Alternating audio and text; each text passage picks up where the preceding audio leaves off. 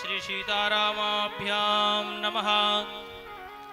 तो नैवेद्यम् ओम नाभ्या आसीदन्तरिक्षगों शेषनो द्यौः समवर्तत पदभ्यां भौमिर्दिशः श्रोता तथा लोकान्नगलवयान्न। नैवेद्यं निवेदयामि नैवेद्यां ते आचमनीयं शुद्धाचमनीयं जलं समर्पयामि। द्रव्यदक्षिणां ओम जदत्तं जत्परादानं जत्पूर्दां दाशदक्षिणाः तदिर्नवैश्वकर्मणः सर्वेभ्यो नो दधता। कृताया पूजाया सद्पुण्यार्थे द्रव्यदक्षिणां समर्पयामि नमस्करोमि। ततो व्यासपूजनम्।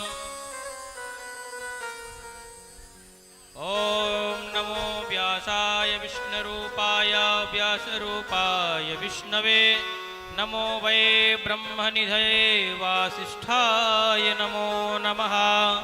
गुरुर्ब्रह्मा गुरुर्विष्णु गुरुर्देवो महेश्वर गुरुर्साक्षात् परब्रह्म तस्मै श्री गुरुवे नमः।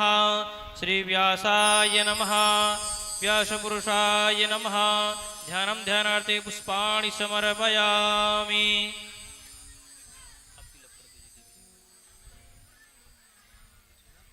ओम त्वं गंधर्वा अखनो स्वामीन्द्रस्त्वां बृहस्पतिः त्वामोखदेशो मो राजा विद्वारक्षमादमुच्यत। व्यासाय नमः। तो पुष्पाणि पुष्पमाल्यां माल्यादीनि सुगन्धीनि मालित्यादीनि मय प्रभो मया हितानि पुष्पाणि पूजार्थं प्रतिगृह्यतां। ततो द्रव्यदक्षिणां समर्पयामि। श्री व्यासाय नमः व्यासपुरुषाय नमः। ततो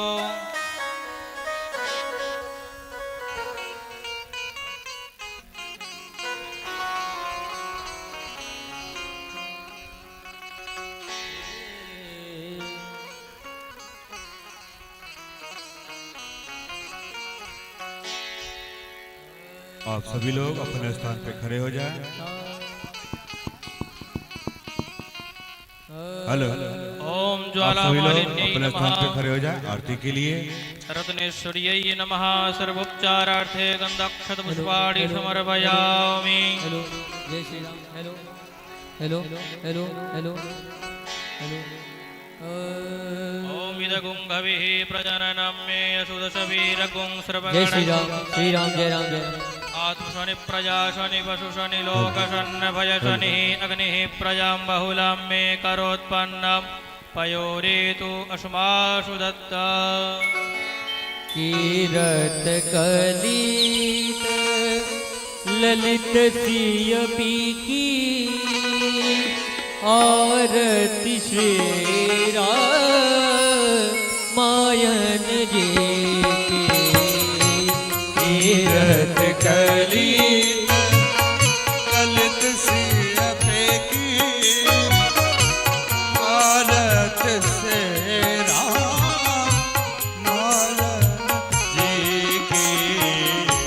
कीरत कलित ललित सियपी की आरती श्री मायन जी की। तीरथ कलित ललित सियपे की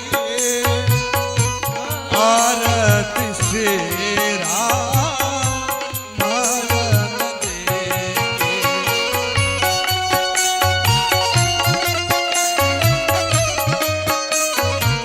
जय हो जय जय।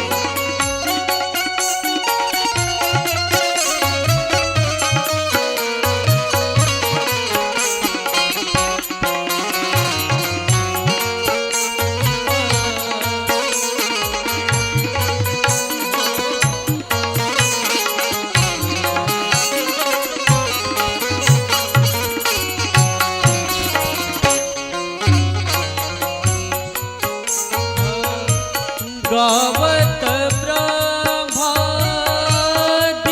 मुनि नारद वाल्मीकि वेद्य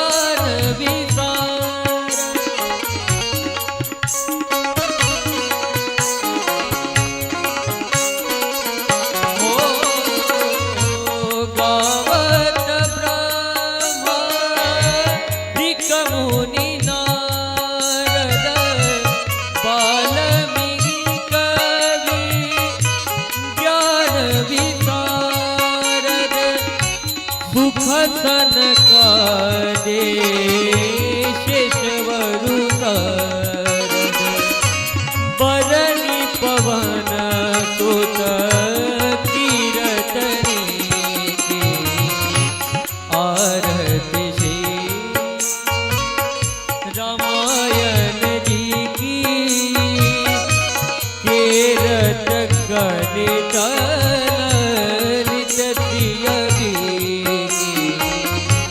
तीरथ कलित ललित से अपेके आरत से रामायण देखे।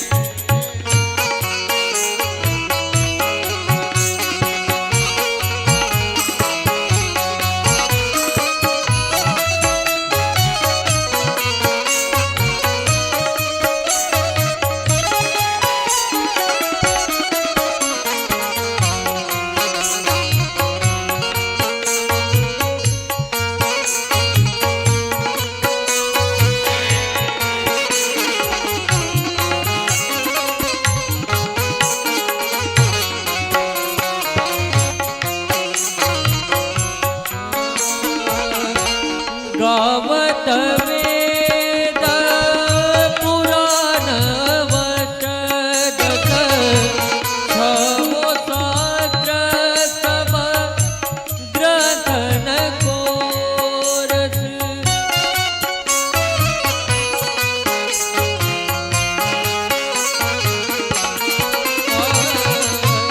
गावत वेद पुराण छवो शास्त्र ग्रंथन कोरस मुनि जन धन संतन को सारयंत समत सबरे केरत कलेत ललित श्रियपी की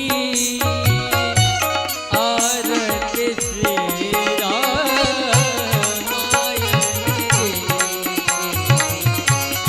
केरत कलित ललित श्रियपी की आरती श्री रामायण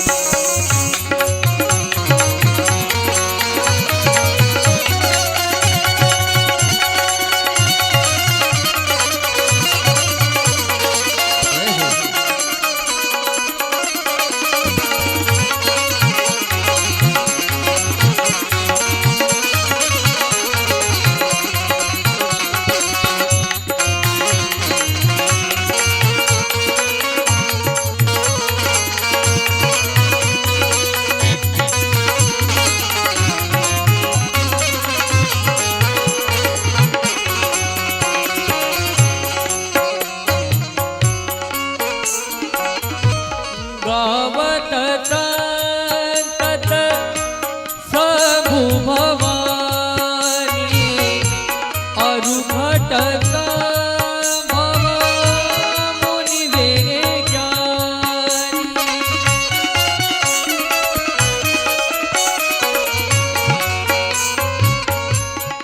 ओ गावत तत सबु भवानी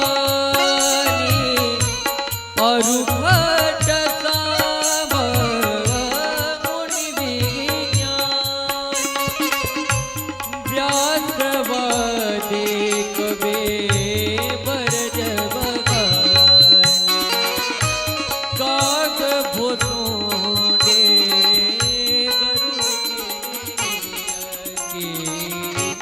केरत कलेत ललित श्रेयपी की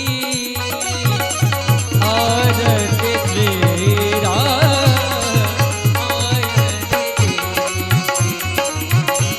तीरथ कलित जय जय ललित से अपेके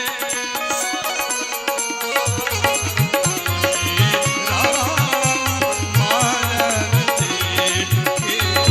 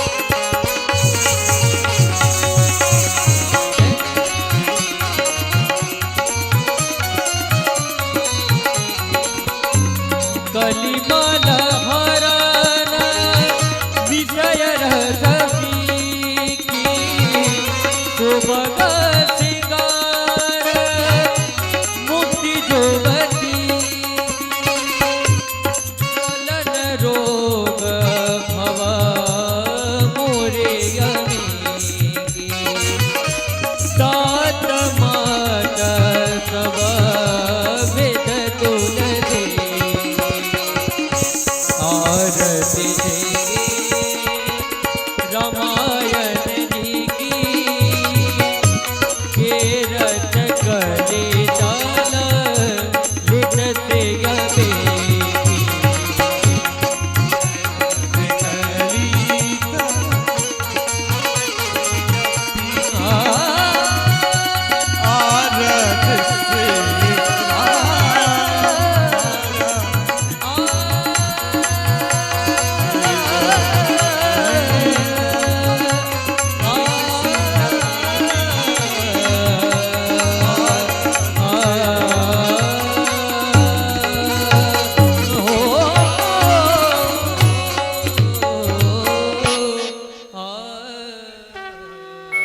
ओम आर्तिक्यं समर्पयामि जलेन शीतलीकरणम् आत्मादिवन्दनं दैवादिवन्दनम् आरार्तिग्रहणम् मन्त्रपुष्पाञ्जलिं जगनेन जगमयजन्त देवास्तानि धर्माणि प्रथमान्य शन्नातेहनाकं महिमानः सजन्त्र यत्र पूर्वे शाद्याः सन्ति देवाः नानासुगन्धिपुष्पाणि यथा कालोद्भवानि च पुष्पाञ्जलिर्मया दत्त्वा गृहाण परमेश्वरः मन्त्रपुष्पाञ्जलिं समर्पयामि श्रीपुराणपुरुषोत्तमाय नमः श्रीरामचरितमानसाय नमः श्रीसीतारामाभ्यां नमः।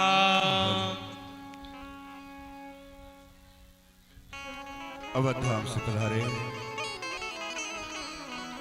कथा प्यास परम पूज्य निशु भरद्वाज गोपी जी मंच पे विराजमान हो चुके हैं। सैदनपुर ग्रामवासी क्षेत्रवासी नगरवासियों को सूचित करते हुए आप अपने अपने कार्य से निवृत्त होकर के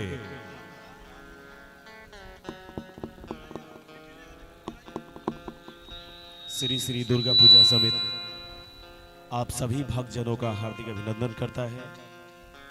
आज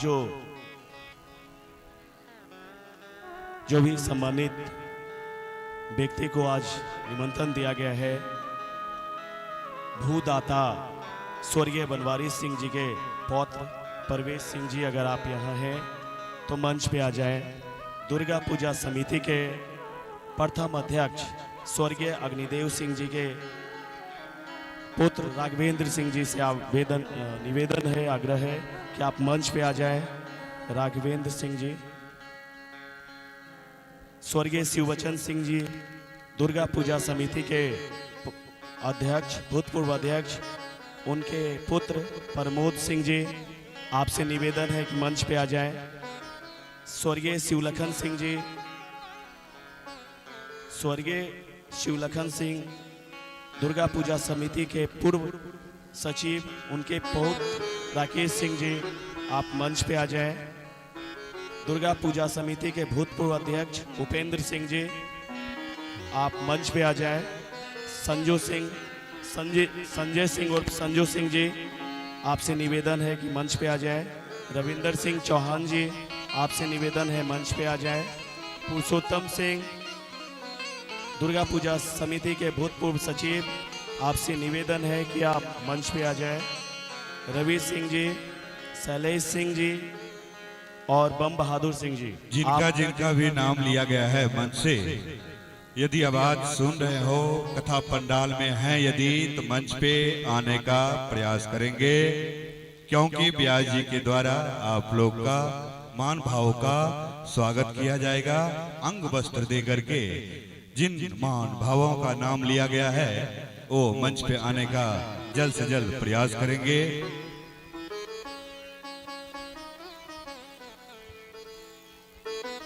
जिन मन भावों का नाम लिया गया है मंच से, वो मंच पे आने का प्रयास करेंगे।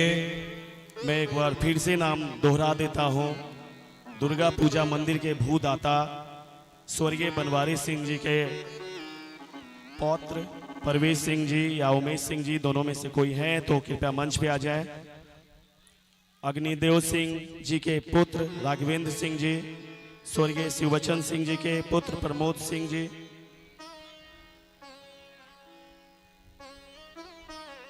ठाकुर जी को पुष्प माला अर्पित करते हुए पहले ध्यान देंगे, जो भी मंच पे हैं थोड़ा ध्यान देंगे इधर। पहले ठाकुर जी को तिलक करके माला अर्पण करके और आज के हमारे मुख्य यजमान जोरदार जितने भी भक्त लोग हैं जोरदार ताली से स्वागत करेंगे। अच्छा लगता है, हाथ दिया है ताली बजाना चाहिए।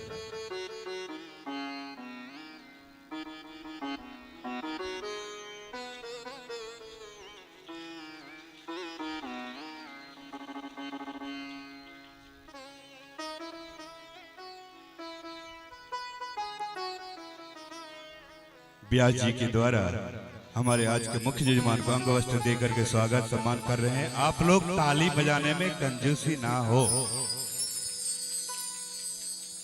जो भी मान भाव आए हैं ठाकुर जी को पुष्प तिलक चढ़ा करके यथाशक्ति और व्यास जी के माध्यम से अंग वस्त्र जोरदार बीच में आप लोग ताली बजाते रहेंगे।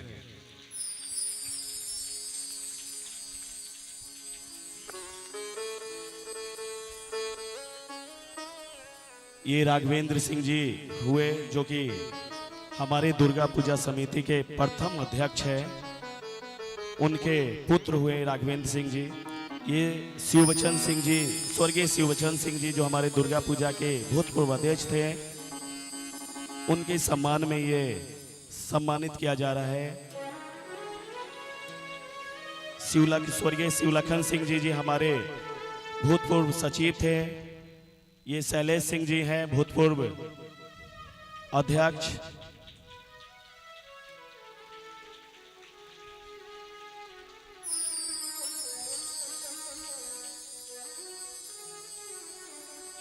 बम बहादुर सिंह जी दुर्गा पूजा समिति के भूतपूर्व अध्यक्ष।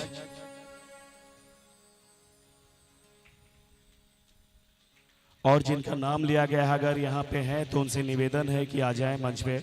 एक बार फिर रविंदर सिंह चौहान जी दुर्गा पूजा के भूतपूर्व सचिव, इनसे 2 शब्द संबोधित के लिए आग्रह करते हैं कि आप भैया आग्रह संबोधित कीजिए, हम लोगों को सभी को आग्रह मार्गदर्शन दीजिए। माताओं, बहनों, उपस्थित सज्जनों, यह समिति इतने कार्यरत, इतने कठिन परिश्रम करके आज हम ग्रामवासियों को 10 दिन तक राम धुन में लीन कर दी। मैं इसके लिए इस समिति का आभार प्रकट करता हूँ। विशेषकर ग्रामवासियों से यह कहना चाहता हूँ कि पूजा समिति पूजा कर रही है, पूजा समिति। यदि किसी को कुछ कहना हो, इसका विरोध करना, अपवाद करना या सुझाव देना है तो यह पूजा हो जाने के बाद उसको सुझाव दे सकते हैं। अभी पूजा का 3रा ही दिन है, बीच में किसी तरह का खंडन या सुझाव होता है, यह गलत होता है। इसलिए मैं आग्रह करता हूं आप लोगों से भी कि पूजा के पीरियड में इस पूजा के लिए विरोध में कुछ न बोले। जैसे कार्यकर्ता कर रहा है करने दीजिए। समय बदलता है, कैसे कैसे समय आया है, समय बदलता है, जब जैसन तब तैसन। आज ये लोग अथक परिश्रम करके यह मेला लगा दिया, हम लोगों को दिखला दिया। इसके लिए हम भी पूरे समिति को आभार प्रकट करते हैं। एक देहाती महसला है कि होती के धोती न तो लगोटी। आमद आया तो फंक्शन भी बढ़ा, नहीं आमद आता तो आज हम ग्रामवासी 10 दिन तक राम के धुन में लीन नहीं होते। मैं इसी शब्दों के साथ आप सबका हार्दिक अभिनंदन करता हूं। जय भारत। आप सभी सम्मानित लोगों का बहुत बहुत आभार, धन्यवाद जो आपने अपना टाइम दिया। दुर्गा पूजा हमारे गांव में 1961 से हमारे पूर्वजों ने, गांव के पूर्वजों ने ये स्थापना किया है। आज 63 साल हो गया है दुर्गा पूजा का। एक बहुत लंबा टाइम है और इन लोगों का बहुत बड़ा योगदान है। आज कुछ आदमी मंच पे नहीं आए हैं, उनसे निवेदन हो कि कल फिर से हम सम्मानित व्यक्तियों को बुलाएंगे और इनका जो योगदान है, जिन व्यक्तियों का भी थोड़ा सा भी दुर्गा पूजा समिति में योगदान है, ये समिति उन सभी को सम्मान करेगी। धन्यवाद।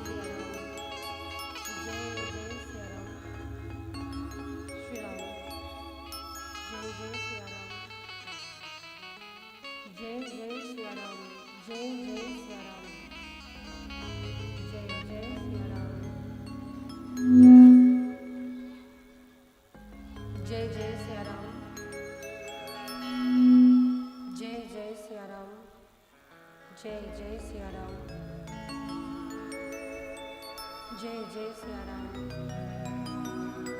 जय सिया राम जय जय सिया राम जय जय सिया राम बढ़ाई भी और बढ़ाई जय जय सिया राम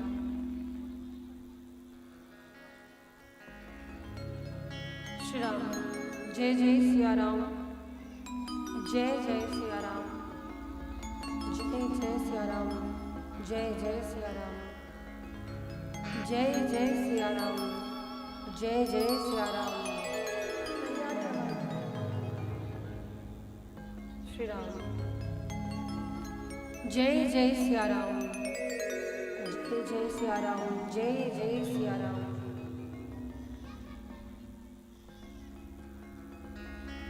जय जय सिया राम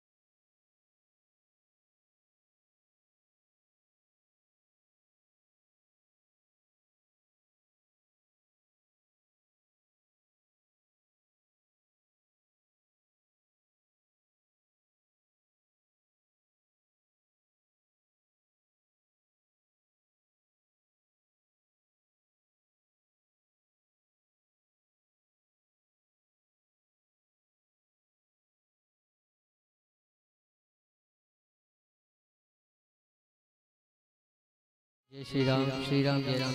पीछे तक आवाज जा रही है हमारी? नहीं आ रही?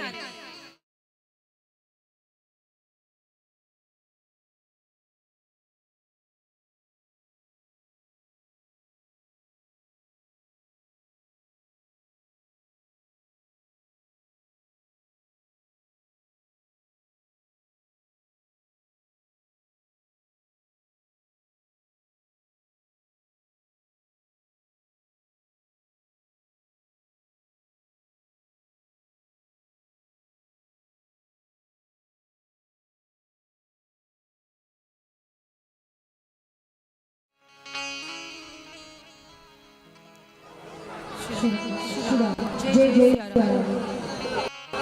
श्री राम। बीच में कम हो जाता है, बराबर बना रहे हैं, थोड़ा सा ध्यान दीजिएगा। श्री राम। जय जय सिया राम, जय जय सिया राम। हाँ इसी पे छोड़ दीजिए एकदम। श्री राम।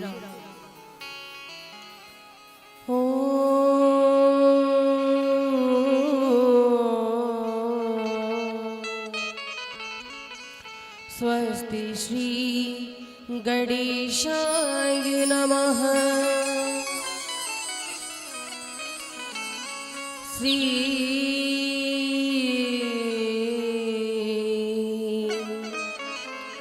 गुरु चरण कमलेभ्यो नमः। वरदानामर्थ संघानां रसानां छन्दसामपि मंगलानां च कर्तारो वन्दे वाणी विनायको।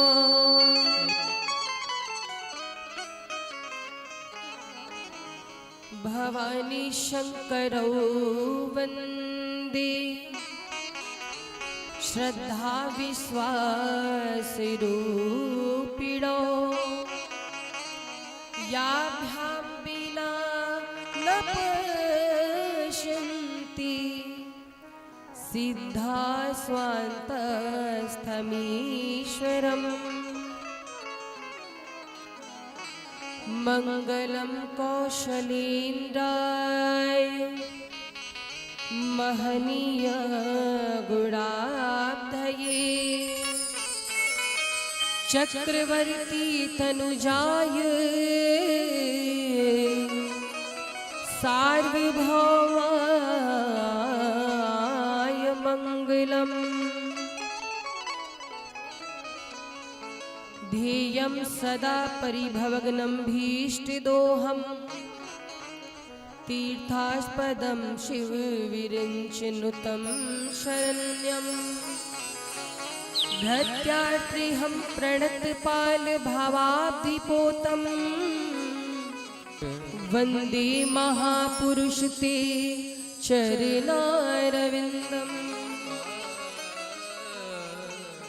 अतुलित बलिधामं हेमशैलाभदेहम्।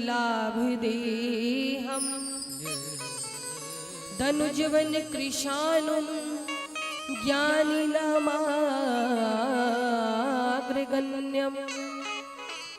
सकल गुण निधानम् वानराणामधीशम्। रघुपति प्रिय भक्तम् वातजातं नमामि। लेत सदा सुधि दीन की सहज दया के धाम। जननी जनक यह दीन के प्रभु श्री सीताराम।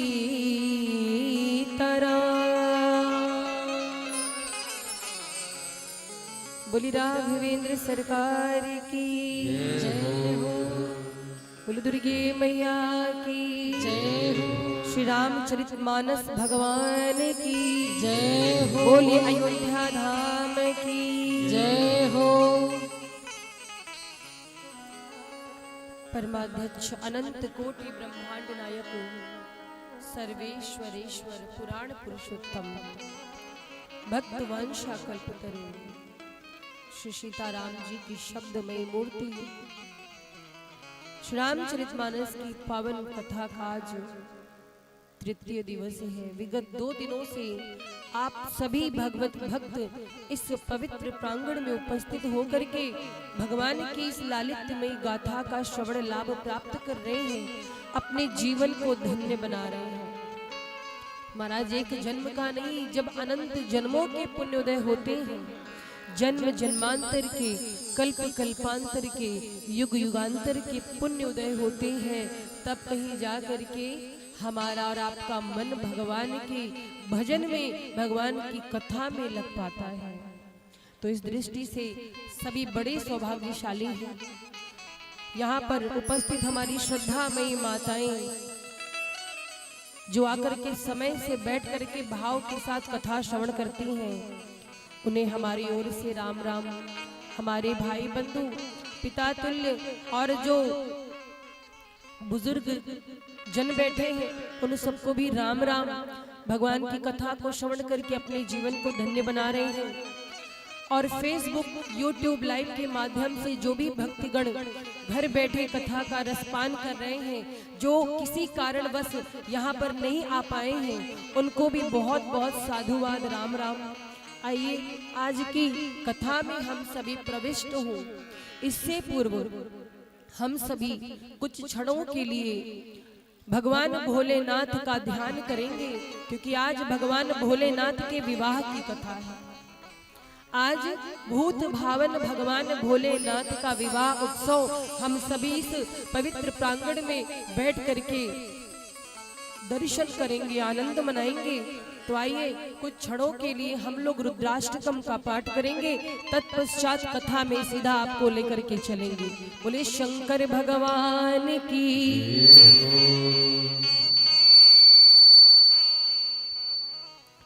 नमामि शमीशान निर्वाण रूपम,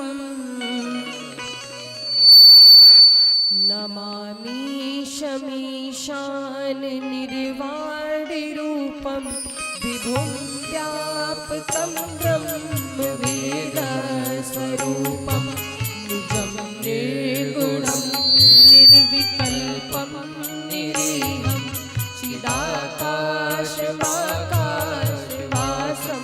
भजेऽहम्। तालियों की सेवा करते हुए भाव के साथ हरि बोल।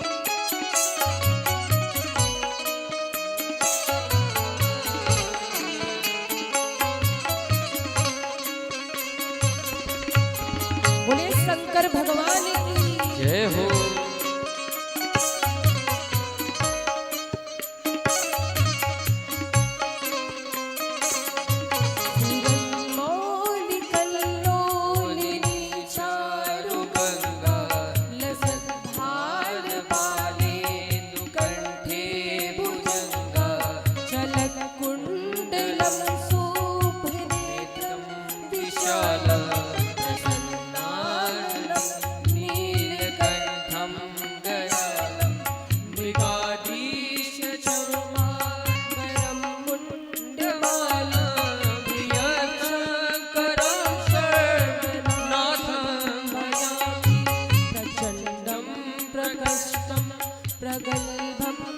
अम्बरीशम् अखण्डम् अजं भानुकोटि प्रकाशम्।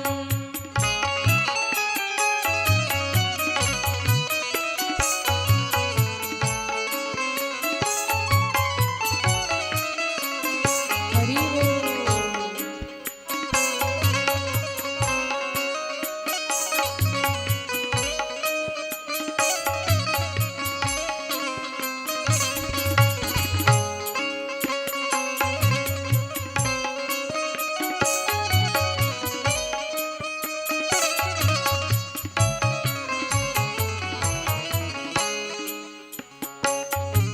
त्रयशूल निर्मूल रमसूल पाणि भजे हम भवानी पतिं भावगम्यं कलातीत कल्याण कल्पान्तकारी सदा सच्चिदानंद दाता पुरारी चिदानंद संदोह मोहापहारी प्रसीद प्रसीद प्रभो मन्मथारी।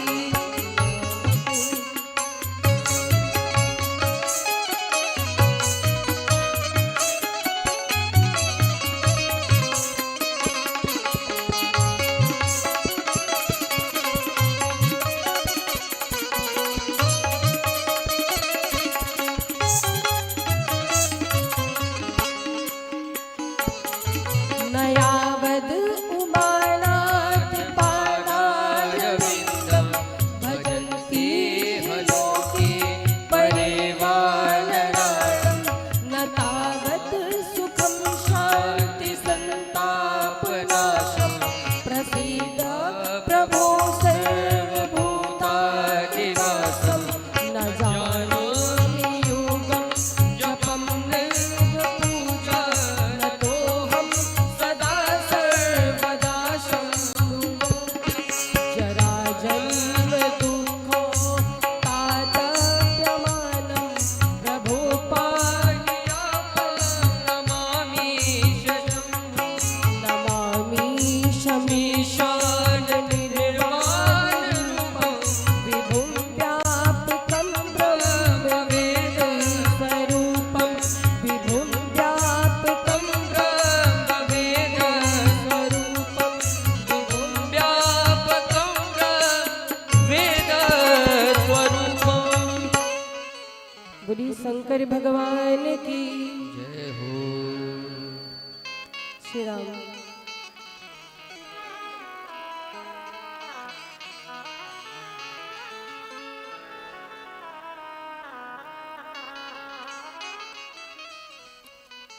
कल द्वितीय दिवस की कथा में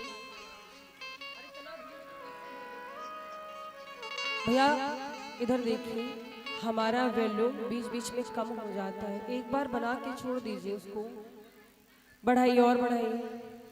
श्री राम श्री राम, जय जय सिया राम। ढीला है क्या? बार बार वो एकदम स्लो हो जाता है। श्री राम, जय जय सिया राम, जय जय सिया राम। अब इतने पे रखिएगा, वॉल्यूम कम नहीं करिएगा। कल द्वितीय दिवस की कथा में आप सभी भक्तों ने भूत भावन भगवान भोलेनाथ और माता सती का चरित्र सुना। कितने लोग कल की कथा में आए थे? बाकी लोग नहीं आए थे? अच्छा कोई बात नहीं आ पाए थे, अब से रोज आना, ठीक है। कल सती जी का चरित्र आप सभी ने सुना और कथा के माध्यम से ये संदेश हमें प्राप्त हुआ कि हमें ईश्वर के चरित्र पर कभी शंका नहीं करनी चाहिए। भगवान की लीलाओं को सुनिए, स्वीकार कीजिए, उसमें छिद्रान्वेषण करने का हमारा ना तो कोई अधिकार है और ना ही हम उस योग्य हैं कि भगवान की लीलाओं को समझ पाए। इसलिए जो सुना है उसको स्वीकार करना है, मनन करना है। अच्छा, एक बात दुनिया में हमने देखी है, जब इंसान कोई बड़ा काम करता है, कोई सफलता उसे मिल जाती है, तो वो चारों तरफ कहता है ये काम हमने किया है, कहता है ना, क्या कहता है, ये काम हमने किया है। इसमें व्यक्ति को अपनी महत्ता दिखानी होती है, और वही कोई गड़बड़ी हो जाए, कुछ गलत हो जाए तो तुरंत भगवान पे डाल देंगे, भगवान आपने क्या कर दिया। कुछ अच्छा हुआ तो अपना, और कुछ बुरा हुआ तो भगवान की जिम्मेदारी। क्या करिएगा महाराज, दुनिया में सबसे बड़ी बात तो यही है कि इंसान को दूसरों की गलती दिखती पर अपनी गलती दिखाई नहीं देती। और ये सच है, जब बात अपनी होती है तो हर कोई वकील बन जाता है, और जब बात दूसरों की गलती की होती तो हर कोई जज बन जाता है। अपनी गलती पर लोग सफाई देते हैं, वकील बन जाते हैं, और जहां दूसरों की बात आती है वहां पर तुरंत निर्णय देते हैं। ऐसा नहीं होना चाहिए। निकालने वाले तो भगवान में भी गलती निकाल देते हैं। एक बार की बात है, एक आदमी था, वो कहीं घूमने जा रहा था, ध्यान से सुनिएगा, आपके काम की बात है। घूमने जा रहा था तो उसने क्या देखा, एक झोपड़ी पर काशी फल की बेल देखी। बेल मतलब समझ रहे हो, काशी फल जानते हो, जिसको कद्दू बोलते हैं। तो कद्दू का फल देखा, झोपड़ी पर लगा हुआ था, तो वो विचार करने लगा कि देखो भगवान ने दुनिया बनाने में कितनी गलती कर दी, भगवान ने दुनिया बनाने में कितनी गलती करी है। बताओ, इतनी पतली बेल में इतना बड़ा काशी फल लगा दिया। बताओ ये पतली बेल उस काशी फल का भार कैसे सह सकेगा। उसके मन में एक विचार आया कि क्यों ना मैं संसार में घूम घूम करके परमात्मा की गलती देखूं कि भगवान ने इस दुनिया में गलत क्या बनाया है। महाराज अपनी गलती तो किसी को दिखाई नहीं देती, और चले भगवान की गलती निकालने। तो उसने अपने मित्र को ये बात बताई।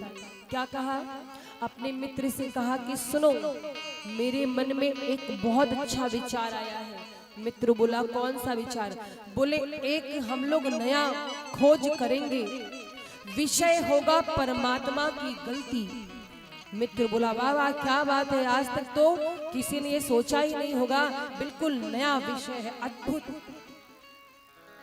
मित्र बोला परमात्मा की गलती कोई देखी? अरे बोले बहुत सारी गलती है, एक तो कल ही देखी, इतनी पतली सी बेल पर इतना बड़ा फल लगा दिया। तो क्या करना चाहिए? बोला चलो अब हम लोग घूम घूम करके भगवान की गलती देखेंगे और उसको नोट करेंगे। गलती नंबर 1 लिखो, भगवान ने पतली सी बेल में काशी फल लगा दिया। मित्र लिखना शुरू करता, आपको बताता जाए, मित्र लिखता जाए। दोनों घूमते घूमते आम के बागीचे में पहुंचे। आम के बागीचे में पहुंचे, उस समय आम के वृक्ष पर कच्चे कच्चे छोटे छोटे आम लगे हुए थे। थक गए थे तो सोचा थोड़ा विश्राम कर लो, थोड़ा सा आराम कर लो। सो दोनों उसी पेड़ के नीचे बैठ गए। अब एक को नींद आ गई, वो लेट गया, आराम करने लगा। भगवान के ऊपर बैठे बैठे सोचने लगे कि बड़ी देर से ये मेरी गलती निकाल रहा है, अब इसको थोड़ा मजा दिखाना पड़ेगा। तो क्या किया प्रभु ने? जोर की हवा चलाई, और जैसे हवा चली आकर के नाक पर कच्चे आम का फल गिरा। नाक पर आकर के कच्चे आम का फल गिरा, और जैसे ही नाक पर आम का फल गिरा, अब सोचो नाक कितनी नाजुक चीज है ना, कितनी नाजुक चीज है, उस पर कोई कच्चा फल आम का गिरेगा पत्थर जैसा तो कितनी तेज चोट लगेगी। उठकर बैठ गया। मित्र कहता है कि क्या हुआ, वैद्य बुलाऊं, क्या सेवा करूं तुम्हारी? उसने कहा एक काम करो, जितनी भी गलतियां तुमने कॉपी में लिखी है वो सब काट दो। मतलब उसने गलती क्या देखी थी परमात्मा की? पतली बेल में इतना बड़ा फल लगा है, ये पहली गलती। और दूसरी गलती कौन सी देखी? कि आम के वृक्ष इतने विशाल और फल छोटे छोटे, तो भगवान ने भी मजा चखा दिया। जो नाक पर आम का फल गिरा तो उसने कहा गलती काट दो। भगवान ने बहुत सही संसार बनाया है। कहीं आज इस आम के वृक्ष में काशी फल लगा होता और वो मेरी नाक पर लगता तो हमारी तो नाकें साफ हो गई होती। तो भगवान जो भी करते हैं वो अच्छे के लिए करते हैं, लेकिन हम क्या करते हैं, जो हमें अनुकूल नहीं लगता तो हम भगवान की कमी निकालने लगते हैं। भगवान ने ऐसा क्यों कर दिया, भगवान ने वैसा क्यों कर दिया, भगवान ने ये क्यों कर दिया। अरे महाराज, भगवान की गलती गिनना छोड़ो, पहले स्वयं को सुधारो। कथा कहती है कि जीवन में भजन करो ना करो, केवल अपनी आदत सुधार लो, आपकी कमियों को आप पहचान लो, फिर जीवन में दुख आएगा ही नहीं। सच्चाई तो ये है। कहते दुख और सुख क्या है, सुख दुख कौन देता है, क्या भगवान देते हैं। देखो महाराज, भगवान का नाम सच्चिदानंद है।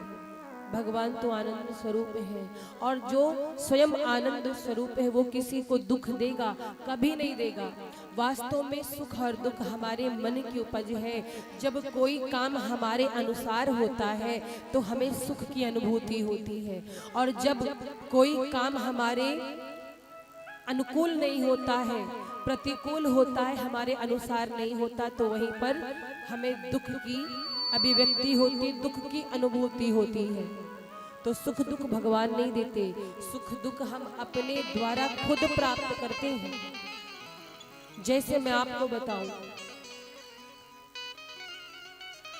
जब बहुत गर्मी पड़ती है, खूब गर्मी पड़ती है, तो आप लोग पंखा चलाते हो ना, और ज्यादा गर्मी लगती है तो कूलर चलाते हो, एसी चलाते हो, ठीक। गर्मी के मौसम में जब एसी में बैठते हो, कूलर में बैठते हो, ठंडी हवा मिलती है तो खुश हो जाते हो, क्या कहते हो, आहा आनंद आ गया। अच्छा देखो, गर्मी के मौसम में एसी कूलर पंखे हमारे दोस्त हो जाते हैं, क्योंकि वो हमें सुख देते हैं, है ना। अभी वही सर्दी का समय आ जाए, बढ़िया माघ का महीना हो या पौष का, खूब कड़ाके की सर्दी पड़े, और उसके बाद कोई एसी चला दे या कूलर चला दे तो क्या करोगे, तब तो तुरंत चिल्लाना शुरू कर दोगे, दिमाग खराब है क्या, अरे एसी चला दिया है, मारना चाहते हो हमें। अब जरा विचार करना, एसी वही है, कूलर वही है जो गर्मी में था, क्या बदला? नहीं बदला। बदला क्या? मौसम बदला, है ना।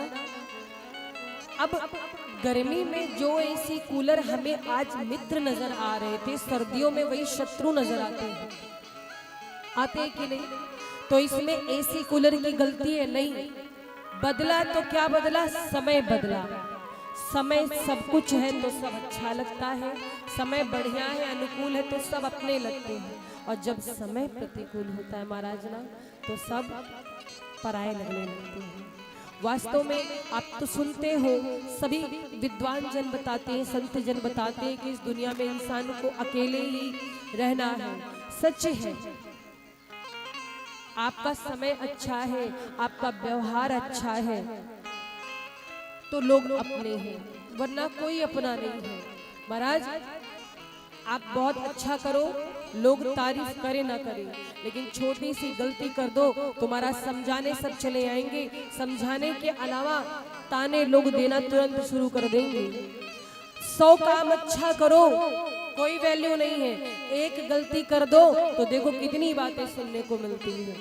तो एक बात याद रखना कि इस दुनिया में केवल ईश्वर से आशा रखो, दुनिया वालों से आशा रखोगे, दुनिया वाले अगर नहीं कर पाएंगे आपके मन का तो आपका बैर बढ़ेगा, आप दुखी हो जाएंगे। और इसीलिए कहा गया है महाराज, तू ता दुनिया के मेला में अकेला हो, तू ता दुनिया के मेला में अकेला हो, अचकी कौन खेला हो जाई, तू ता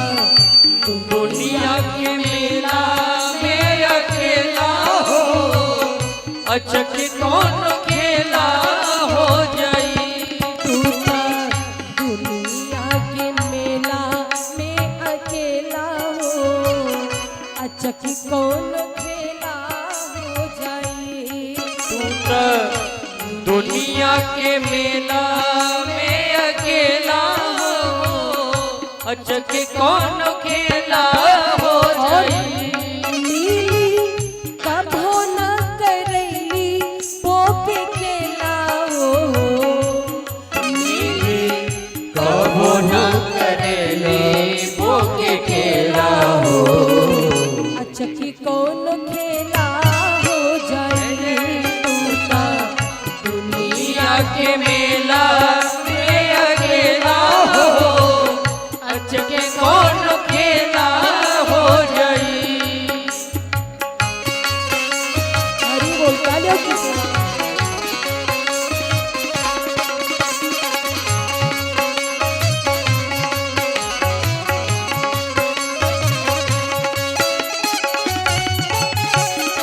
हरी बोल।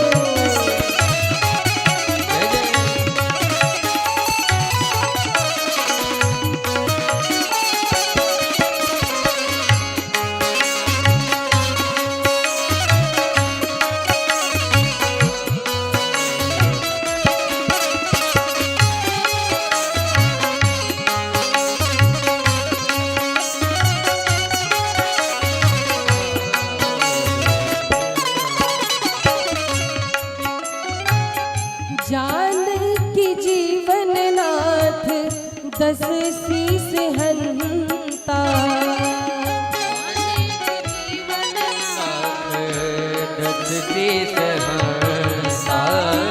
ऊहे एक मात्र बवे जग के नियंता। मुझे एक बार जग के निडरता, जान की जीवन नाथ दस शीस हंता, मन के जीवन रात से सहनता। ऊहे एक मात्र हवे जग के नियंता। मुझे एक बार तो ओही जगत गुरु के बन चेला हो, ओही जगत के गुरु के बन चेला हो, अचक कौन खेला हो जाई। तू तो दुनिया के मेला में अकेला हो, अचके कौन खेला हो जाई।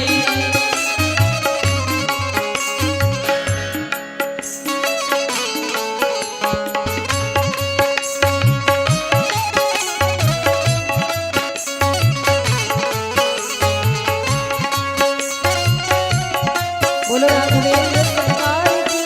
जय हो।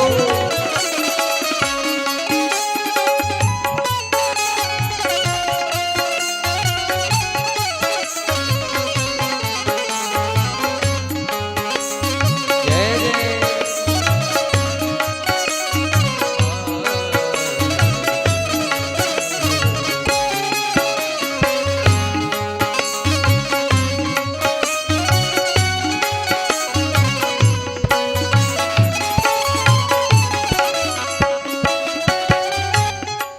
और ऐसा लगता है कि हमारे आसपास सब हमारे अपने हैं, लेकिन महाराज जब तक आपके जेब में पैसे हैं तब तक लोग आपसे पूछें कि भैया आप कैसे हैं, और जिस दिन ये खत्म उस दिन सब कुछ।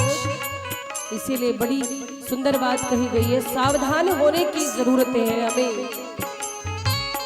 घेर ले बा बेटा बेटी भाई मेहरारू, घेर ले बेटा बेटी भाई मेहरारू, माया में बजारू धरैला तू बेचारो, धरैला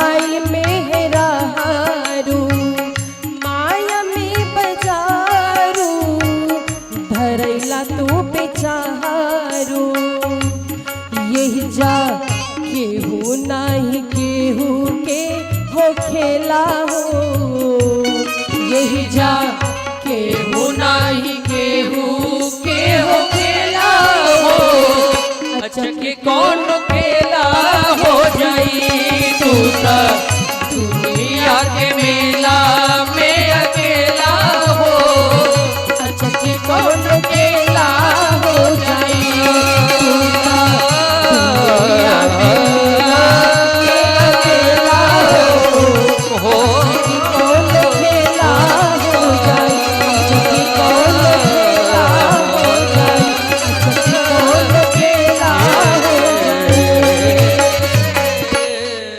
कि तू ता दुनिया के मेला में अकेला हो अच्छा कि कौन खेला हो जाए। बोली राघवेंद्र सरकार की जय हो। तो महाराज कल आपने कथा सुनी थी सती मैया से अपराध जब हुआ पति के द्वारा त्याग दी गई। शिव जी ने जब त्यागा भगवान शिव के शरण से जब दूर हुई ना भाई बंधु ना बहन ना रिश्तेदार कोई भी अपना नहीं हुआ। यही जिंदगी है। यदि आपके ऊपर भगवान की कृपा है आप भगवान के भक्त हैं तो ये दुनिया आपकी है। और जो भी इंसान भगवान से विमुख हुआ उसे दुनिया में कहीं शरण नहीं मिल सकती है। कथा कहती है हमें येन केन प्रकार भगवान की शरण में रहना चाहिए। अच्छा एक बात और, कुछ माताओं और भक्तों का एक प्रश्न रहता है, मन में शंका रहती है कि हम लोग या जो संत है कहते हैं सब कुछ छोड़ छाड़ के माला धारण कर लो, तो ये जो जिंदगी मिली है इसका क्या करें। तो मैं आपको बता दूं महाराज, सच्चाई जानते क्या है, हमारे यहाँ 4 आश्रम है। 4 है ना? कौन कौन से आश्रम है? 4 आश्रम कौन कौन से हैं? गृहस्थ आश्रम, वानप्रस्थ आश्रम, ब्रह्मचर्य आश्रम और संन्यास आश्रम। लेकिन आपको बताऊं सबसे श्रेष्ठ जो आश्रम है वो गृहस्थ आश्रम है। अगर गृहस्थ आश्रम ना होता तो ये जितने भी तीनों आश्रम है भूखों मर जाते महाराज। सही बात है। किसान अगर मेहनत ना करे, खेती ना करे तो बताइए दुनिया चलेगी? गौ पालन ना हो तो ये दूध, बढ़िया मिठाई, घी जो हम लोग को आनंद मिलता है कहाँ से मिलेगा? ये सब तो गृहस्थियों की कृपा है। तो सबसे श्रेष्ठ धर्म है गृहस्थ। और आपको बताऊं गृहस्थों को भगवान जल्दी मिलते हैं। तो इस चक्कर में भूल मत करना कि हम तो शादी ब्याह में फंस गए हैं, हम भगवान का भजन कैसे करें। ऐसा नहीं महाराज, आप बिल्कुल कर सकते हो। जरूरी नहीं भजन करने के लिए आप 24 घंटा माला उठाकर भगवान के मंदिर में रहो, नहीं। आप तन से अपना कार्य करते रहो पर मन से प्रभु के शरण में रहो। तन से कहीं भी रहो पर मन से रहो। गोपियों का नाम सुना होगा आपने। गोपियां कौन थी? गृहस्थ थी। लेकिन गोपियों ने जितनी जल्दी भगवान श्याम सुंदर को प्राप्त किया, बड़े बड़े ऋषि, महर्षि, जपी तपी, सन्यासी, अमलात्मा, बिमलात्मा भी भगवान को प्रसन्न नहीं कर पाए। तो महाराज भगवान तो भाव के भूखे हैं। आप तन से संसार में रहो पर मन से भगवान की शरण में। एक मैया ने पूछा जीवन में भजन कितना करना चाहिए? देखो महाराज, जो 2 चीजें हैं हमारे यहाँ जिसके बिना काम नहीं चलता, एक भजन और एक भोजन। भोजन करते हैं शरीर की तृप्ति के लिए। भोजन से हमारे शरीर को क्या मिलती है? ऊर्जा मिलती है ना। अच्छा, भजन किस लिए किया जाता है? भजन करने से हमारी आत्मा को ऊर्जा मिलती है। अपने शरीर के बारे में सोच लिया पर आत्मा के बारे में भी सोचो। तो भजन और भोजन में अंतर क्या है जानते हो आप? भजन और भोजन में अंतर कोई बता सकता है क्या अंतर है? अच्छा चलो ऐसे ही आप कल्पना करो अपने हाथ में क्या है। भजन में कोई मात्रा नहीं है, अब भोजन में मात्रा है ना, अर्थात भजन ज्यादा भी हो जाएगा तो वो नुकसान नहीं करेगा। और कहीं भोजन 2-4 बार कर लिया तो महाराज पेट तो गया। लेकिन यही तो विडंबना है, भजन करने के लिए पूछते कितना करें कितना करें। अरे जिस भगवान ने इतनी बड़ी कृपा की है आप जीवन जी रहे हो। कुछ लोग हमेशा रोना रोते हैं, लेकिन कभी भी भगवान की कृपा देखनी है तो उनको देखो जिनके सर पर छत नहीं है, जिनको 2 वक्त की रोटी नहीं मिलती महाराज, जिनके घर परिवार नहीं है, या जिनके शरीर के अंग विक्षिप्त हैं। तो सोचो और तुलना करो कि भगवान ने फिर भी हमें बहुत दिया है। ऐसा विचार करोगे तो कभी भी लोभ नहीं आएगा, तृष्णा नहीं आएगी मन में। तो लोग पूछते भजन कितना करना है? जिस भगवान ने इतना कुछ दिया है, देते समय जो गिनते नहीं है तो हम गिन गिन के उनका भजन करेंगे?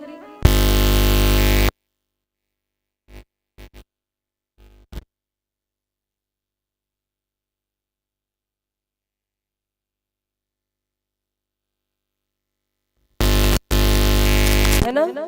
व्रत है? कोई व्रत नहीं रखा है। अच्छा आजकल तो व्रतों में भी महाराज बोलेंगे हम तो उपवास हैं, उपवास रहते हैं, फिर उपवास में भी इतने व्यंजन।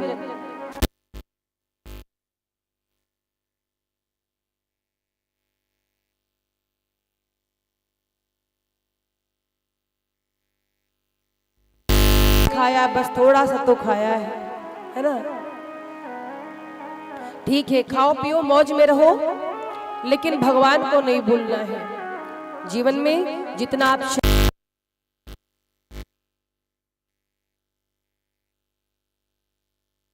यही अंतर है कि भजन में कोई मात्रा नहीं है और भोजन में मात्रा है।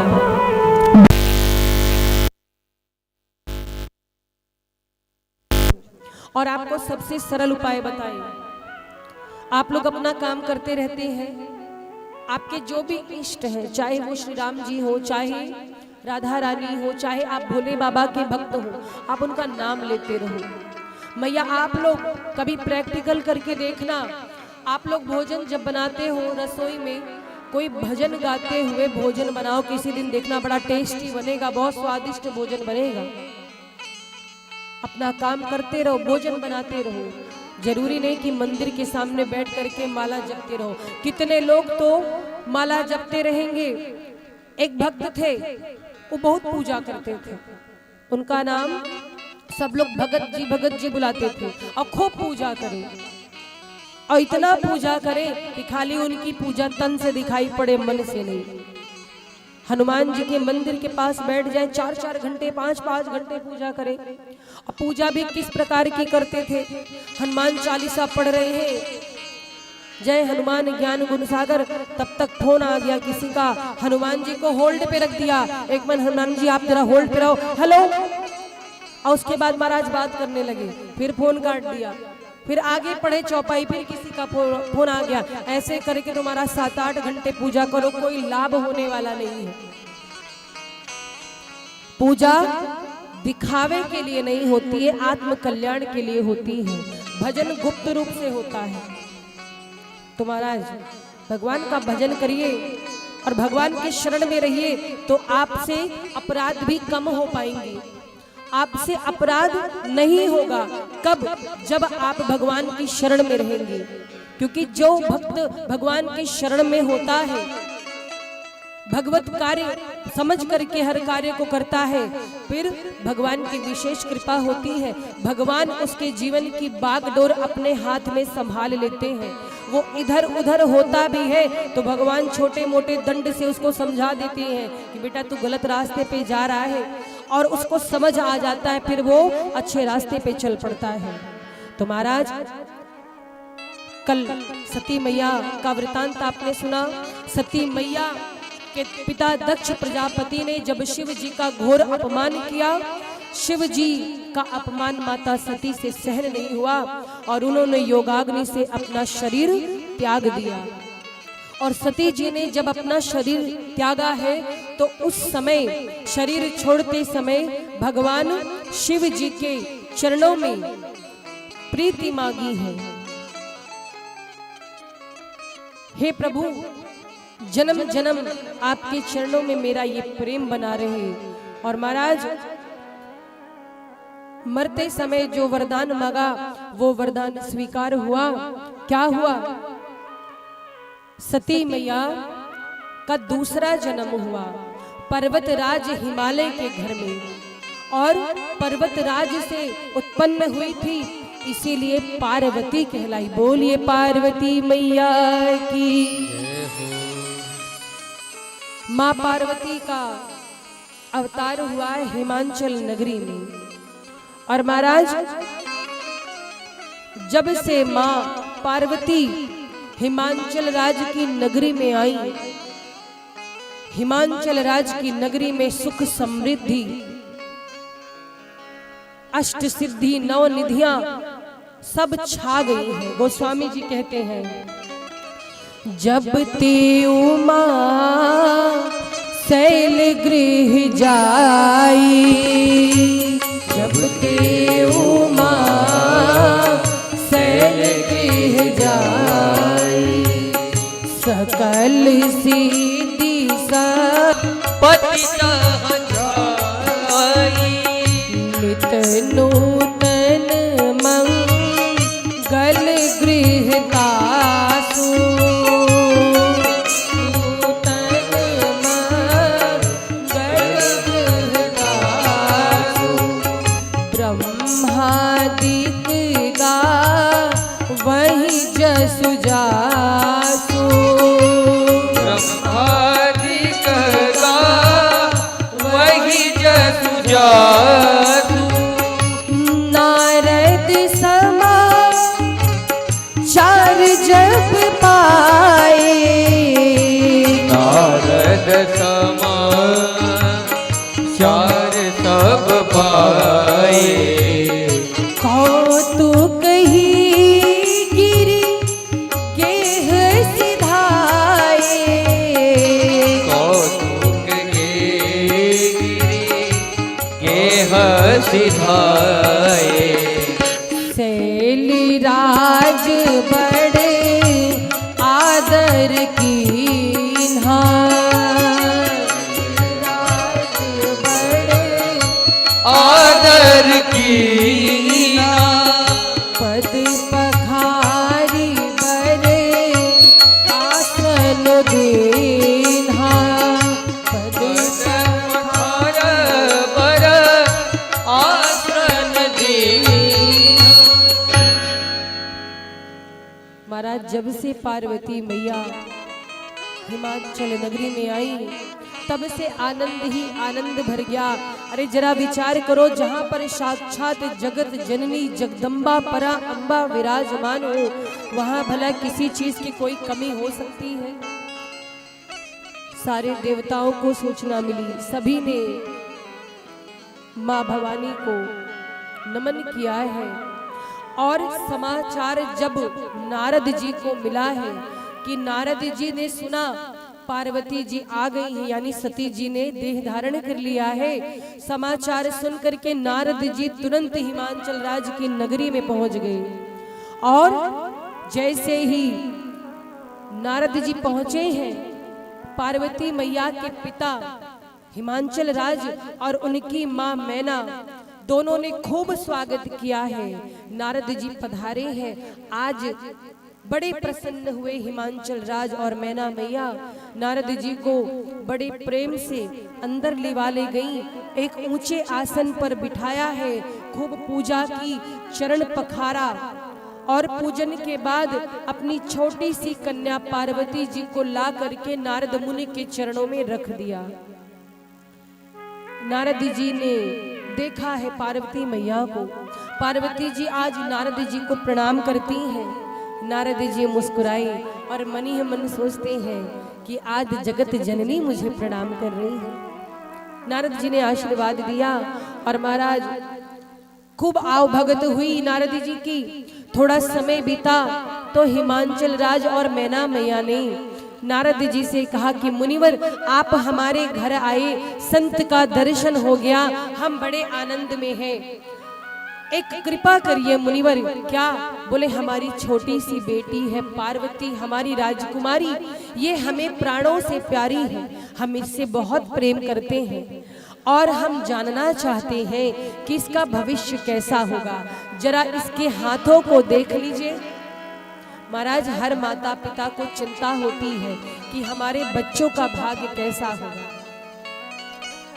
तो नारद जी से प्रार्थना करती हैं कि जरा मेरी बेटी का भाग्य बताइए। नारद जी तो सब जानते हैं, लेकिन क्या कहें।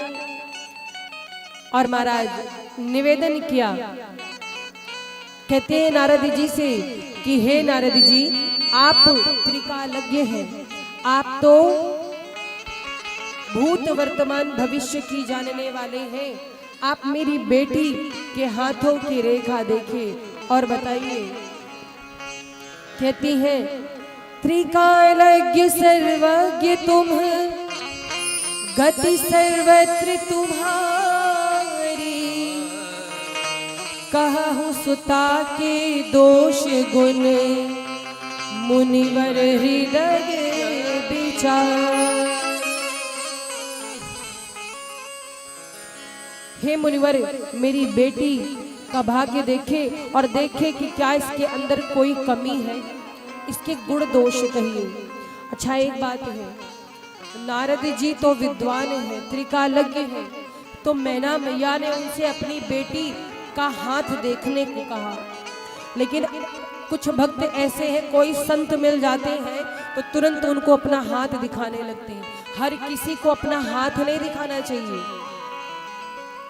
हर कोई विद्वान नहीं होता। देखिए ज्योतिष शास्त्र होता है, मैं विरोध नहीं कर रही, लेकिन हर किसी पर विश्वास नहीं करना चाहिए। जो ऊंचे संत हो उन्हीं से आप बात करिए, वास्तव में जो ज्ञानी जन हो। नहीं तो कोई भी बाबा आ गए द्वार पर तो तुरंत मेरी बेटी का हाथ देखे, इसकी नौकरी लगेगी कि नहीं, मेरे बेटे की शादी बढ़िया होगी कि नहीं, दहेज मिलेगा कि नहीं। तो महाराज क्या है, सबको हाथ नहीं दिखाना चाहिए, ठीक है। एक बार की बात है, एक पंडित जी थे, उन्हें हाथ देखना नहीं आता था। वो ट्रेन में सफर कर रहे थे हम लोग के साथ में ही, तो एक मैया आई और मेरे से पूछने लगी कि देवी जी आपको हाथ देखना आता है? मैंने कहा नहीं मैया, हाथ देखना हमको नहीं आता, हम लोग तो कथावाचक कथा करते हैं, जो गुरुजनों से सुना है, जो थोड़ा बहुत अध्ययन किया वो आप तक पहुंचाते हैं, मुझे ज्योतिष विद्या का कोई ज्ञान नहीं। बोली अरे थोड़ा सा देख लीजिए। हमने कहा थोड़ा क्या, इतना भी नहीं देख सकते, हमें आता ही नहीं। और झूठ काहे को कहे। तो हमारे साथ में जो पंडित जी थे बोले हमें आता है पर दक्षिणा देनी पड़ेगी। मैया बोली हाँ पंडित जी, जरा मेरी बेटी का हाथ देख लीजिए, हमारा हाथ देख लीजिए, भविष्य बता दीजिए। हमने पंडित जी से किनारे में पूछा आपको आता? बोले नहीं आता। हम कहे तो कैसे देखेंगे? बोले अरे हमारे पास ट्रिक है, हम इनको जो जो बताएंगे देखना सब सही निकलेगा। हम भी देखने लगे कि क्या बताते हैं, और पंडित जी ने उस मैया को 3 बात बताई। अब वो 3 बात कौन सी थी, वो 3 बात हम आपको बताएंगे। आपको अगर हम बता देंगे तो आपको भी भरोसा हो जाएगा कि हमको भी हाथ देखना आता है। बताए बताए, तैयार हो? चलो हम हाथ नहीं देख रहे, हम ऐसे ही आपका भविष्य बता दे रहे हैं। पहली बात, अगर किसी से आप ये कह दो कि पैसा आता बहुत है पर रुकता नहीं है, तो महाराज सभी बोलेंगे हाँ महाराज एकदम 100% सही बोल रहे हो, आता बहुत है पर रुकता नहीं। महाराज लक्ष्मी तो चंचला है, किसके पास धन रुकता है? इतनी सारी आवश्यकताएं हैं जीवन की, रखा है तो खर्च होगा ही। ये बात सुन करके सब बोलते हैं एकदम सही बता रहे हैं, ये बड़े ज्ञानी है। और दूसरी बात कौन सी, एक बार बचपन में आप गिरे थे, आपको चोट लगी थी। बताओ बचपन में कौन नहीं दौड़ता, कौन चंचलता नहीं करता, कौन सा बालक नहीं दौड़ता? बताओ, और चोट किसको नहीं लगती? तो कुछ मैया बोलेंगी हाँ निशान यहाँ है अभी तक। सच में गुरुजी आप बहुत अच्छा बताते हो। और तीसरी बात जो मैं आपको कहूँ तो 100 में 110% आप विश्वास कर लोगे। कौन सी बात पता है? आप लोगों के साथ बहुत अच्छा करते हो, पर लोग आपके साथ अच्छा नहीं करते। प्रेम से बोलो राघवेंद्र सरकार की। अरे महाराज, किसी से कह दो दुखती नस पे हाथ रख दिया। बिल्कुल सही कह रहे हैं। हमारे अपने, हमने इतना किया जीवन भर उनके लिए, आज हमारा कोई नहीं, कहते ना। तो महाराज, सबको हाथ नहीं दिखाना चाहिए। उन पंडित जी ने मैया जी को यही 3 बात बताई, सो मैया ला करके 1100 चरणन में चढ़ा दी। लेकिन नारद जी सच में त्रिकालज्ञ हैं, विद्वान हैं। नारद जी से जो भविष्य पूछा तो नारद जी मुस्कुराए। और अब देखिए नारद जी बता रहे हैं पार्वती जी का भविष्य, पार्वती मैया का भविष्य बता रहे, जगत जननी जगदम्बा के भाग्य की बात बता रहे हैं। नारद जी कहते हैं मैना मैया से कि मैया, आपकी बेटी के अंदर कोई दोष दिख ही नहीं रहा है। जब हाथों की रेखा पढ़ी तो क्या कहा कि आपकी बेटी में कोई दोष नहीं है। और देखिए नारद जी बहुत गूढ़ वाणी बोलते हैं,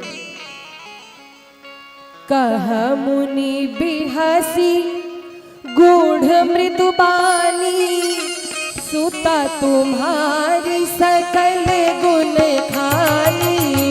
कह मुनि बिहसी गूढ़ मृदुबानी, सुता तुम्हारे सकल गुण खानी। सहज सुशील सयानी, नाम उमा अंबिका भवानी।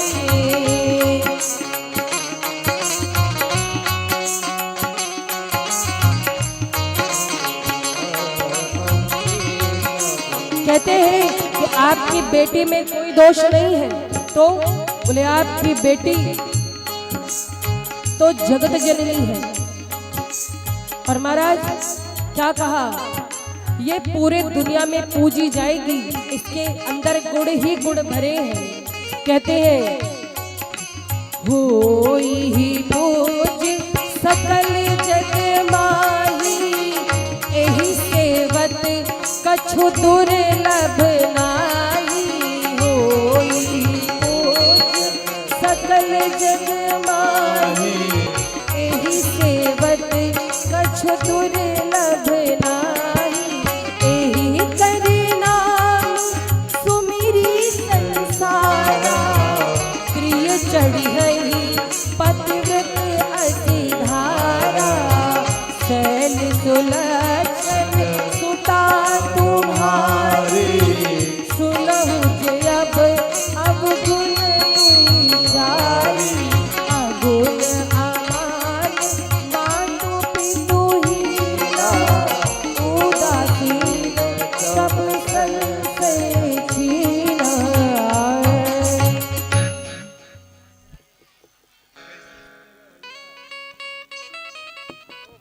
श्री राम, श्री राम, श्री राम। हे प्रभु,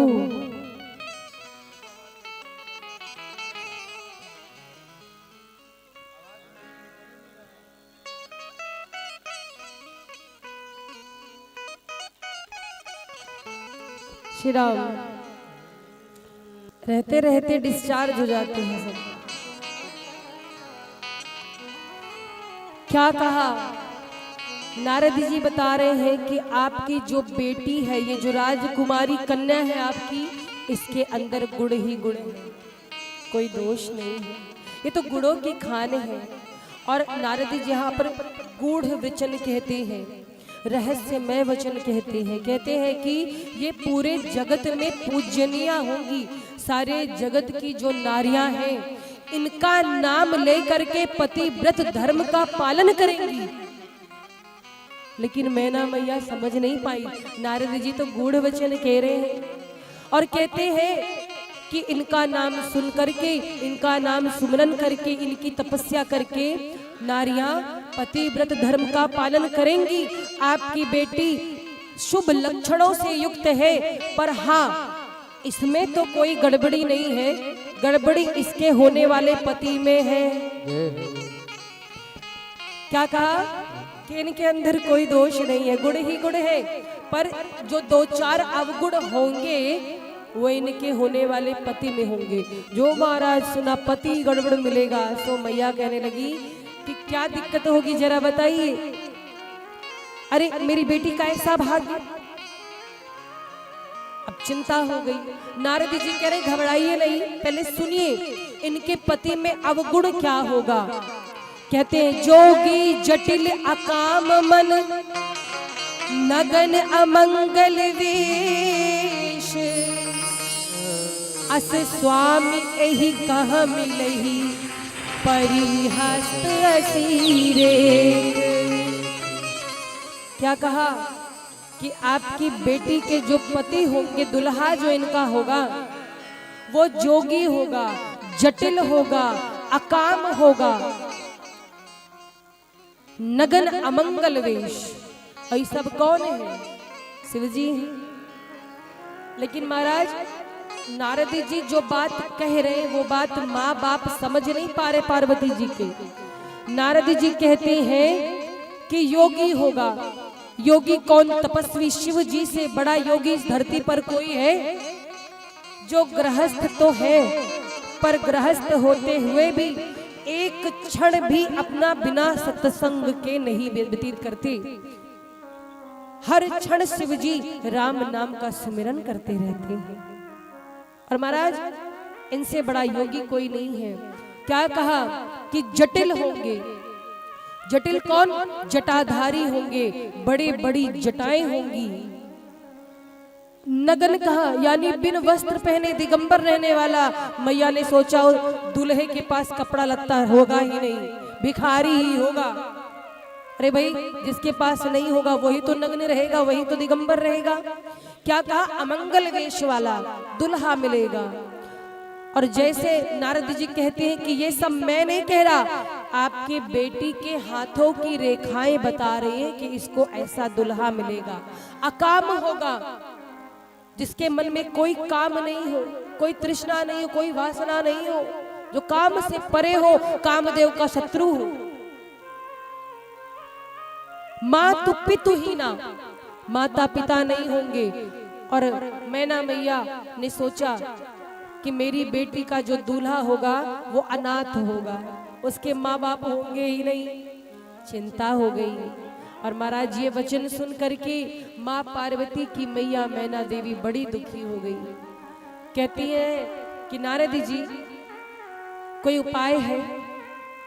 मेरी बेटी के भाग्य में अगर ऐसा दुल्हा लिखा हुआ है तो मैं अपनी बेटी का विवाह कभी नहीं करूंगी। हाय मेरी पार्वती कितनी सुंदर है, कितनी कोमल है, मैंने बड़े लाड प्यार से इसको पाला है, कभी कष्ट नहीं देखा मेरी पार्वती ने। और ऐसे कैसे किसी भी दूल्हे के साथ मैं इसका विवाह कर दूंगी? मैं विवाह ही नहीं करूंगी, मेरी बेटी ऐसी कुंवारी रह जाएगी, वो ठीक है, पर शादी मैं नहीं करूंगी। महाराज नारद जी के वचनों को समझ नहीं पा रहे थे। नारद जी तो गूढ़ वचन कह रहे थे।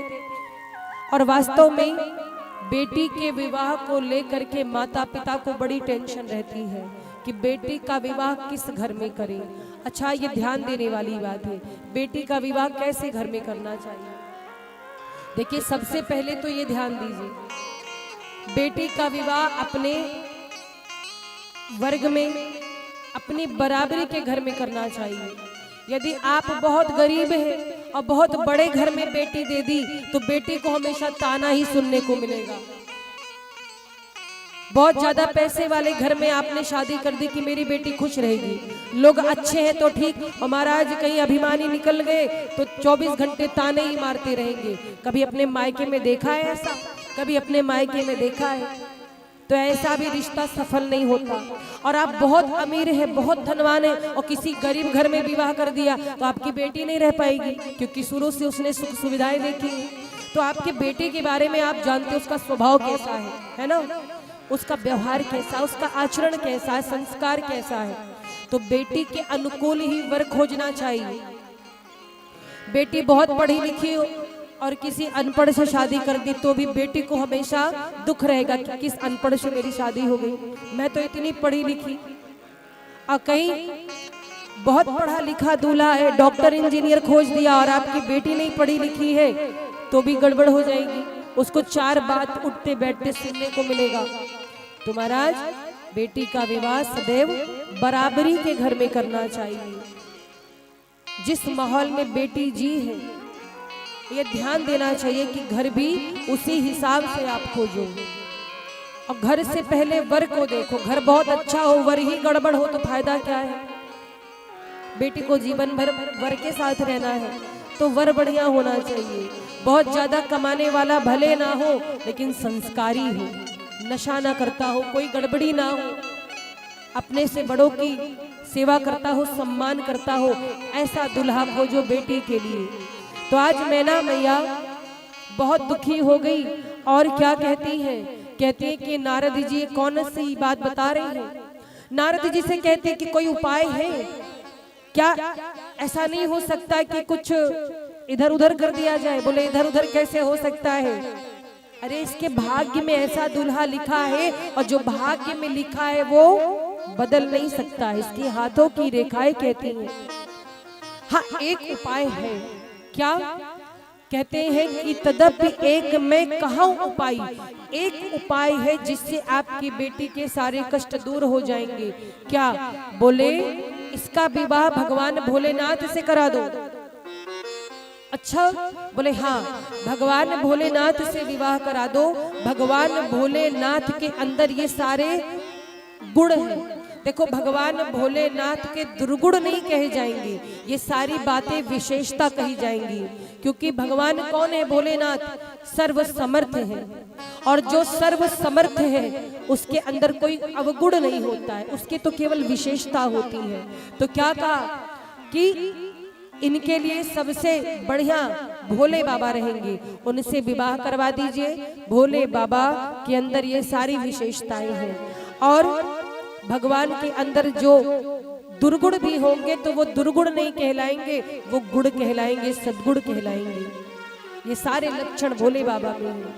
कैसे, जैसे अगर गंगा जल से मदिरा बनाकर किसी संत को दो तो वो कदाचित पान नहीं करेगा। जैसे लोग मदिरा पीते हैं ना तो उसमें जल मिलाते हैं, भले ही आप गंगा जल डाल करके दे दो, संत जन कभी पान नहीं करेंगे, संत उसे हाथ भी नहीं लगाएंगे और वो मदिरा पवित्र नहीं होगी। लेकिन उसी मदिरा को, थोड़ी सी मदिरा को यदि गंगा की नदी में प्रवाहित कर दिया जाए तो इसे गंगा की निर्मलता पर, पवित्रता पर कोई प्रभाव नहीं पड़ेगा। गंगा गंगा ही रहेगी, हर कोई उसका पान करेगा। तो महाराज शंभु सहज समर्थ भगवान शिव समर्थ है और समर्थ को कोई दोष नहीं होता है। और महाराज मैया कहने लगी कि भोले बाबा से इनका विवाह कैसे होगा, वो कैसे इन्हें मिलेंगे। तो नारद जी ने कहा कि आपकी बेटी अगर तपस्या करेगी तभी भोले बाबा मिलेंगे, ऐसे नहीं मिलेंगे। जो तप करे कुमारी तुम्हारी, भावेहु मेट सकहि त्रिपुरारी। जो तप करे कुमारी तुम्हारी, भावेहु मेट सकहि यद्यपि बर अनेक जग माही, एहि कह शिव तजी दूसर नाही। यद्यपि बर अनेक जग माही, एहि कह शिव तजी दूसर नाही। भैया कल साउंड चेंज करवा दीजिएगा, इस तरह हम नहीं कर पाएंगे, हाथ जोड़ना एकदम परेशान। धर्मेंद्र भैया जी यदि आवाज सुन रहे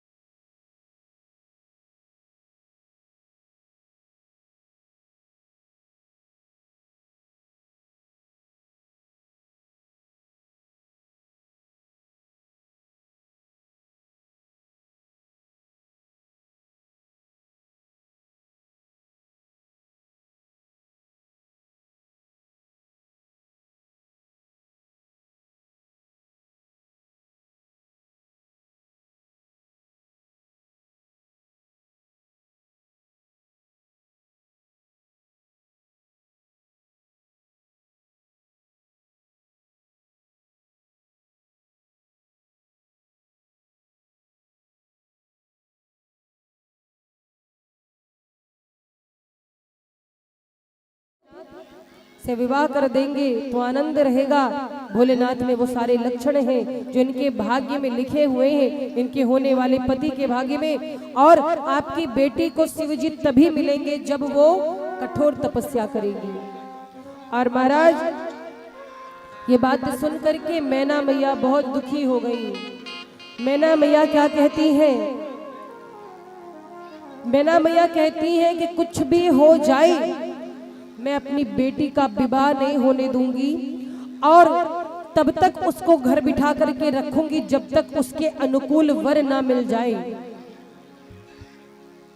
लड़की भले ही कुमारी रहे हमारी, ऐसे ही रहेगी मेरी बेटी मेरे साथ में, पर विवाह मैं नहीं करूंगी क्योंकि मेरी पार्वती मुझको प्राणों के समान प्यारी है। तब तक महाराज पार्वती मैया मैना मैया के चरणों पर गिर पड़ी। कहती हैं, हे माँ आप दुखी क्यों होती हैं? नारद जी के वचन झूठे भी नहीं हो सकते और आप परेशान मत होइए।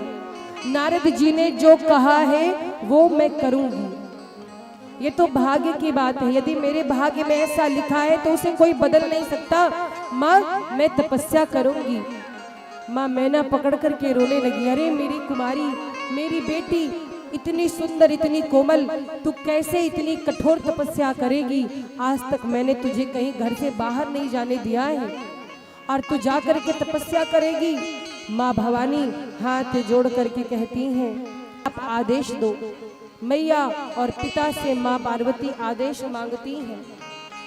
और महाराज नारद जी, और आपको पता है पार्वती मैया ने जितनी कठोर तपस्या की है ऐसी तपस्या आज तक कोई नहीं किया होगा। भगवान भोलेनाथ को पति के रूप में पाने के लिए माँ पार्वती ने बहुत कठोर तपस्या करी। कैसी तपस्या की है महाराज? सबसे पहले तो माँ ने अन्न जल का त्याग किया है। अन्न जल का त्याग करना कोई बड़ी बात नहीं है, कोई भी अन्न जल का त्याग तो कर ही सकता है, लेकिन माँ ने और क्या त्याग किया सुनिएगा। अन्न जल का त्याग किया, सूखे पत्ते खा करके माँ भवानी ने तपस्या करी है। सूखे पत्ते खा करके माँ भवानी ने तपस्या की है, एक पांव पर खड़े होकर के। और महाराज कितने हजार वर्ष बीत गए, माँ भवानी तपस्या करती रही और ऐसी कठोर तपस्या की है, कुछ दिनों बाद तो सूखे पत्तों को भी खाना छोड़ दिया है। निर्जल रह करके कठोर तपस्या की है भगवान भोलेनाथ को प्राप्त करने के लिए। और शरीर बिल्कुल सूख गया, एक एक हड्डी दिखाई देने लगी माँ भवानी की। पार्वती मैया का शरीर बिल्कुल दुबला हो गया और माँ पार्वती ने जिस स्थान पर तपस्या की थी आज भी वो स्थान गौरी कुंड के नाम से जाना जाता है। केदारनाथ धाम आप जाएंगे, उसके पास एक गौरी कुंड स्थित है। माँ भवानी ने वहीं पर तपस्या की थी। और आपको बता दें, इस कुंड की, गौरी कुंड की विशेषता ये है कि आज भी जब सर्दियों का मौसम होता है तो भी गौरी कुंड का जो जल होता है वो गर्म रहता है। तो माँ भवानी ने इस स्थान पर बड़ी कठोर तपस्या की और जब तपस्या की तो ब्रह्मवाणी हुई। ब्रह्मवाणी क्या हुई कि हे पर्वतराज, हिमालय की पुत्री पार्वती, तुमने जो कठिन तपस्या की है आपकी तपस्या अब पूर्ण हुई। आपके पिता जब आपको बुलाने के लिए आएंगे तो अपने पिता के साथ अपने घर चली जाना। ये आकाशवाणी हुई है माँ पार्वती के लिए कि अपने पिता के साथ घर चले जाना, उनकी बातों का अनुमोदन करना। और कुछ समय बीतेगा, सप्त ऋषि आएंगे आपकी परीक्षा लेने के लिए, और जब आप उनकी परीक्षा में पास हो जाएंगी तब भगवान भोलेनाथ आपको पत्नी के रूप में स्वीकार करेंगे। तो महाराज इस प्रकार से माँ पार्वती ने ब्रह्मवाणी सुनी, तप पूर्ण हुआ। उनके पिताजी उन्हें लेने के लिए वन में आए। माँ भवानी पिताजी के साथ अपने महल को गई और प्रतीक्षा करने लगी सप्त ऋषियों के आगमन की। अब ये तो आपने माता पार्वती का चरित्र सुना, अब शिव जी का चरित्र सुनिए। जब से सती मैया ने अपना शरीर छोड़ा था, शिव जी बहुत दुखी हो गए थे। दुखी होकर के जब विलाप किए हैं, तो भगवान विष्णु ने उनके संताप को दूर करने के लिए देवी माँ सती के शरीर के टुकड़े किए अपने चक्र से, और जहां जहां माँ का अंग गिरा जिस स्थान पर, वहां पर शक्ति पीठ बनी। भगवान भोलेनाथ को इस दुनिया से वैराग्य हो गया। भगवान भोलेनाथ ने विचार बनाया कि अब ये पूरा जीवन हम केवल राम जी के भजन में व्यतीत करेंगे। और महाराज भोलेनाथ को वैराग्य हो गया, भोलेनाथ की समाधि लग गई। भगवान भोलेनाथ समाधि में चले गए, और जब भगवान भोलेनाथ समाधि में गए तो क्या हुआ? एक असुर जिसका नाम था तारकासुर, तारकासुर का नाम सुना होगा आपने। एक धरती पर असुर हुआ जिसका नाम था तारकासुर। तारकासुर ने ब्रह्मा जी की तपस्या की और उनसे वरदान मांगा कि मुझे कोई मार न सके धरती पर। ब्रह्मा जी ने कहा ये नहीं हो सकता, इस धरती पर जो भी आया है वो एक दिन जाएगा ही जाएगा। तो उसने दिमाग लगाया, उसने सुना था कि सती जी ने शरीर छोड़ दिया है और भगवान शिव को वैराग्य हो गया है, समाधि में चले गए हैं। अब इनका मिलन तो कभी हो नहीं सकता, तो क्यों ना मैं कुछ ऐसा वरदान मांगू जो संभव ही ना हो सके। क्या वरदान मांगा? तारकासुर ब्रह्मा जी से कहता है कि यदि आप मुझे अमर नहीं बना सकते तो एक वरदान ऐसा दीजिए कि शिव जी के द्वारा जो पुत्र उत्पन्न हो वो मेरा वध करे। उसे लगा कि शिव जी की तो कभी शादी होगी नहीं, क्योंकि सती मैया तो शरीर छोड़ चुकी है, और शिव जी को हो गया वैराग्य।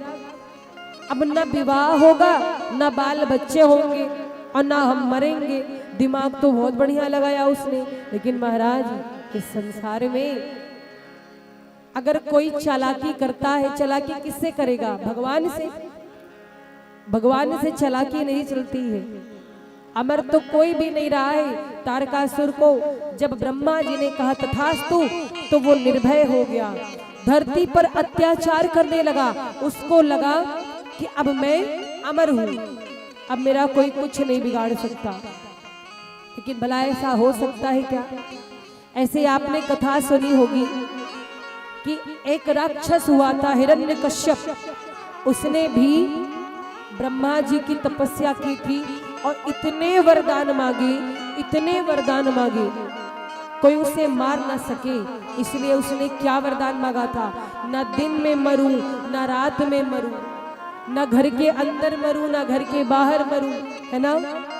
न धरती पर मरूं, न आकाश में मरूं, न जल में मरूं, न थल में मरूं, न सृष्टि के बनाए किसी जीव से मरूं, न नर से मरूं, न पशु से मरूं, न अस्त्र से मरूं, न शस्त्र से मरूं, यहाँ तक कि भगवान के बनाए 12 महीने में किसी महीने में न मरूं।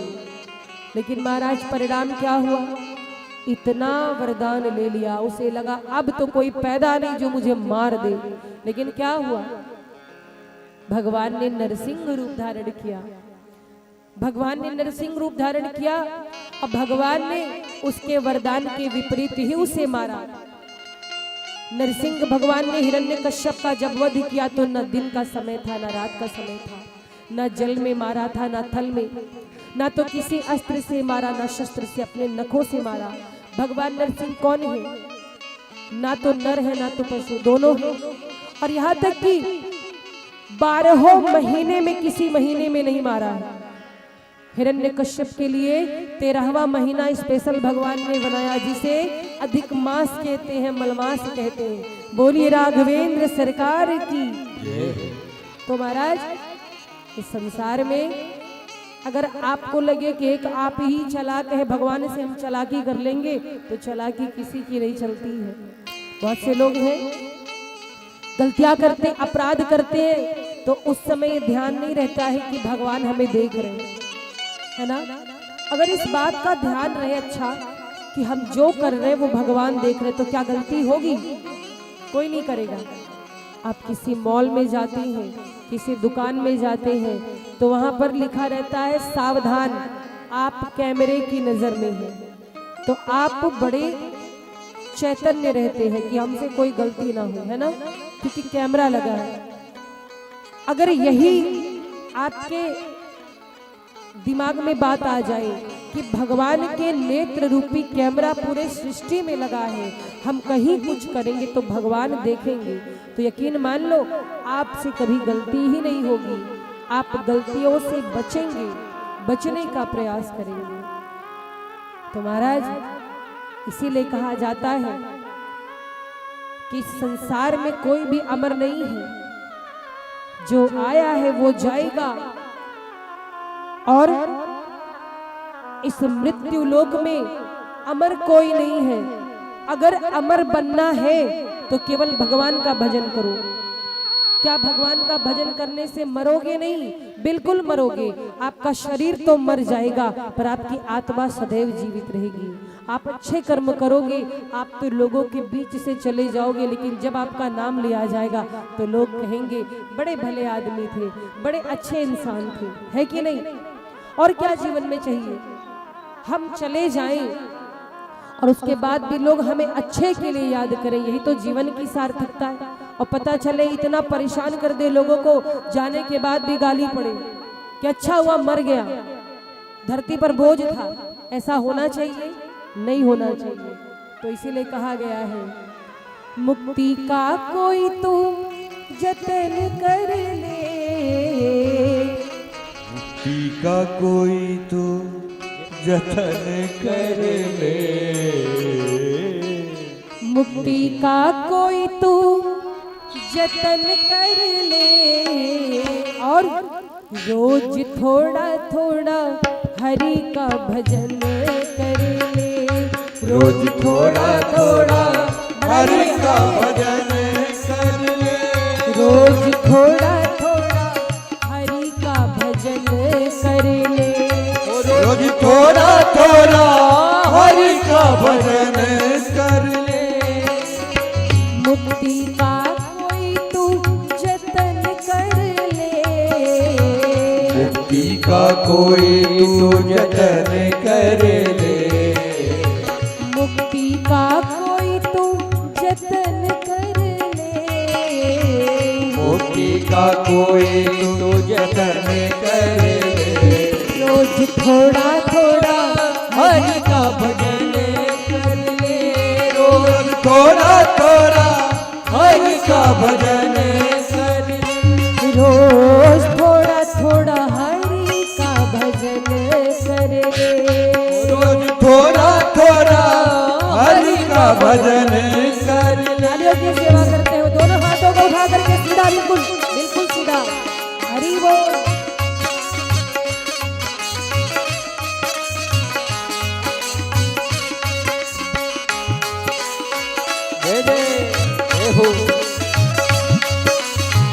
बोलो राघवेंद्र सरकार की।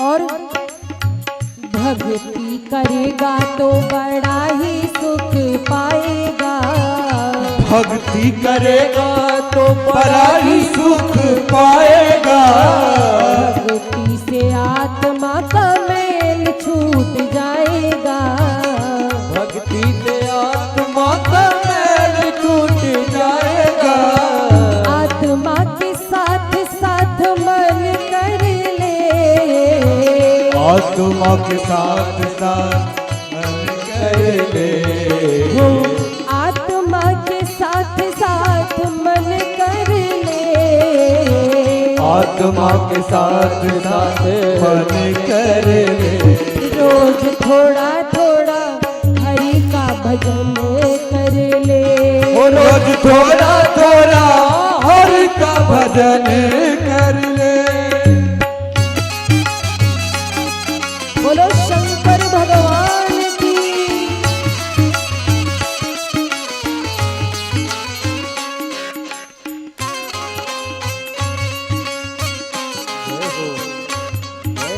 बहुत सुंदर।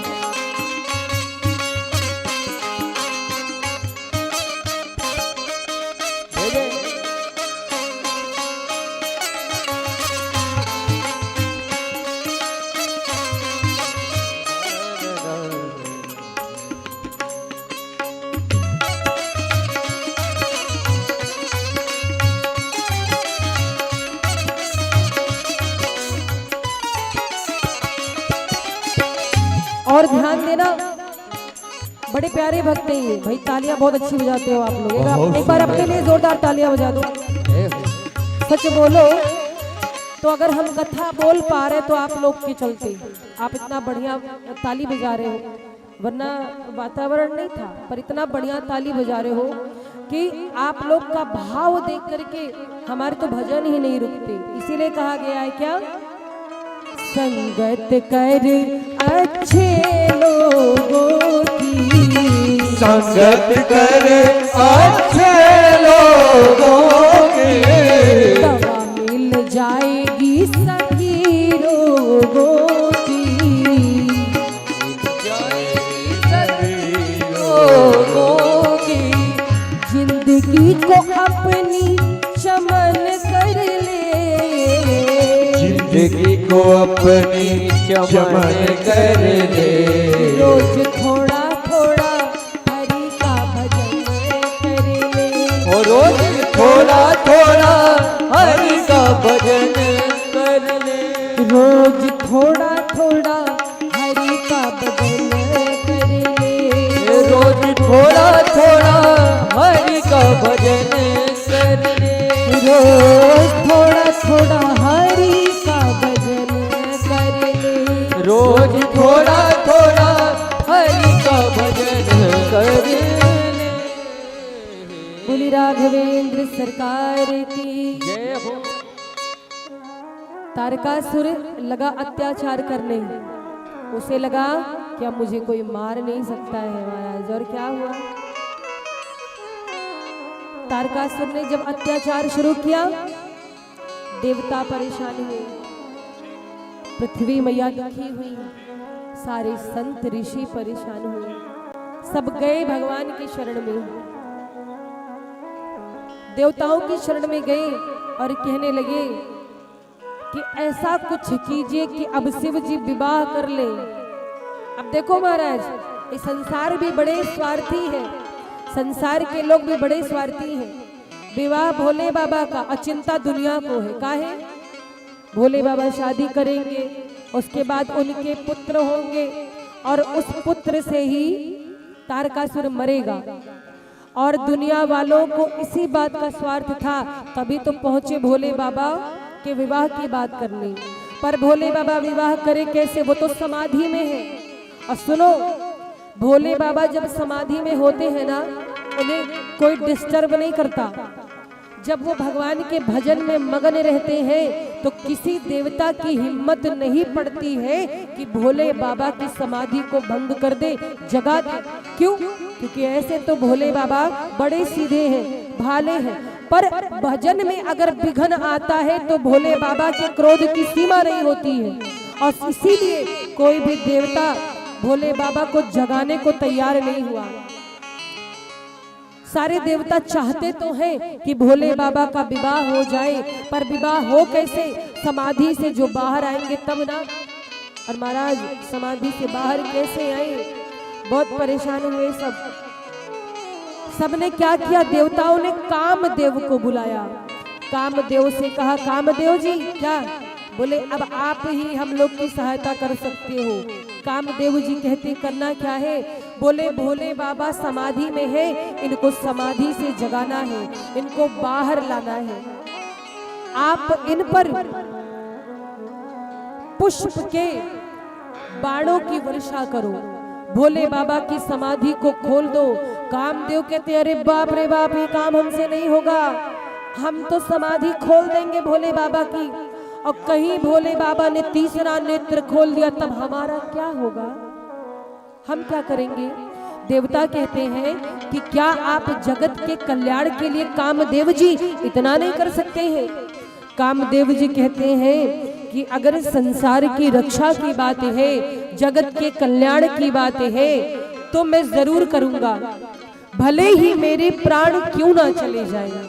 महाराज भाव देखे कामदेव जी का। कामदेव जी को परिणाम पता है कि यदि मैंने भोले बाबा की समाधि खोली और समाधि से बाबा आए बाहर तो पक्का वो तीसरे नेत्र से मुझे जला करके भस्म कर देंगे। लेकिन ये जानते हुए भी कामदेव ने इस कार्य को करना सहर्ष स्वीकार किया। इसी को तो कहते परोपकार। जीवन में कुछ काम इसलिए भी करना चाहिए कि दूसरों का भला हो। लेकिन महाराज आज के समय में ये जो इंसानियत है ना, इंसानियत वो समाप्त होती जा रही है। इंसान तो जिंदा है पर उसकी इंसानियत मर चुकी है, ये सच्चाई है। एक बार की बात है, एक बूढ़ा व्यक्ति जो कि बहुत दूर से चल करके आ रहा था, बहुत प्यासा था, उसके पास पानी नहीं था पीने के लिए। तो चलते चलते चलते चलते वो गांव के बाहर पहुंचा। एक सेठ जी का घर दिखाई पड़ा। सेठ जी का घर जब दिखा तो उस बूढ़े व्यक्ति ने सोचा कि क्यों ना मैं सेठ जी के घर से पानी मांग लूं, क्योंकि प्यास जोरों की लगी थी, बड़ा गर्मी का समय था। और जब प्यास लगी तो वो बूढ़ा व्यक्ति सेठ जी के घर के बाहर गया और बोलने लगा कि क्या कोई घर में है, अगर कोई हो तो जरा बाहर निकलो। उस घर में थे तो बहुत सारे नौकर चाकर। सेठ जी बहुत बड़े आदमी थे, लेकिन संजोग से उस दिन घर के सारे नौकर चाकर छुट्टी पर थे। सेठ जी अपने बागीचे में बैठे पेपर पढ़ रहे थे, न्यूज़पेपर। आदमी ने फिर आवाज लगाई, बूढ़े व्यक्ति ने, अगर कोई हो तो मुझे पानी पिला दे, प्यास में मर जाऊंगा, इतनी कृपा कर दो, जरा पानी पिला दो। सेठ जी अखबार पढ़ रहे थे। सेठ जी ने जब आवाज सुनी तो सेठ जी ने बैठे ही बैठे उत्तर दिया। सेठ जी ने क्या कहा, कोई आदमी नहीं है, मतलब खुद पानी नहीं दे सकते, कहते आज कोई आदमी नहीं है। फिर उस बूढ़े व्यक्ति ने कहा, अरे कोई मुझे जल पिला दो, बहुत प्यास लगी है। फिर सेठ जी ने कहा, अरे कहा ना कोई आदमी नहीं है। उस बूढ़े व्यक्ति ने खींच करके सेठ जी से कहा कि भले ही आज कोई आदमी नहीं है, एक दिन के लिए तुम ही आदमी बन जाओ। अरे तुम ही आदमी बन जाओ, तुम आदमी बन जाओगे, तुम मुझे पानी पिला दोगे तो क्या घट जाएगा। महाराज इसीलिए कहा गया है कि इंसान को इंसान का होना नहीं आया और एक दूजे के दर्द पे रोना नहीं आया।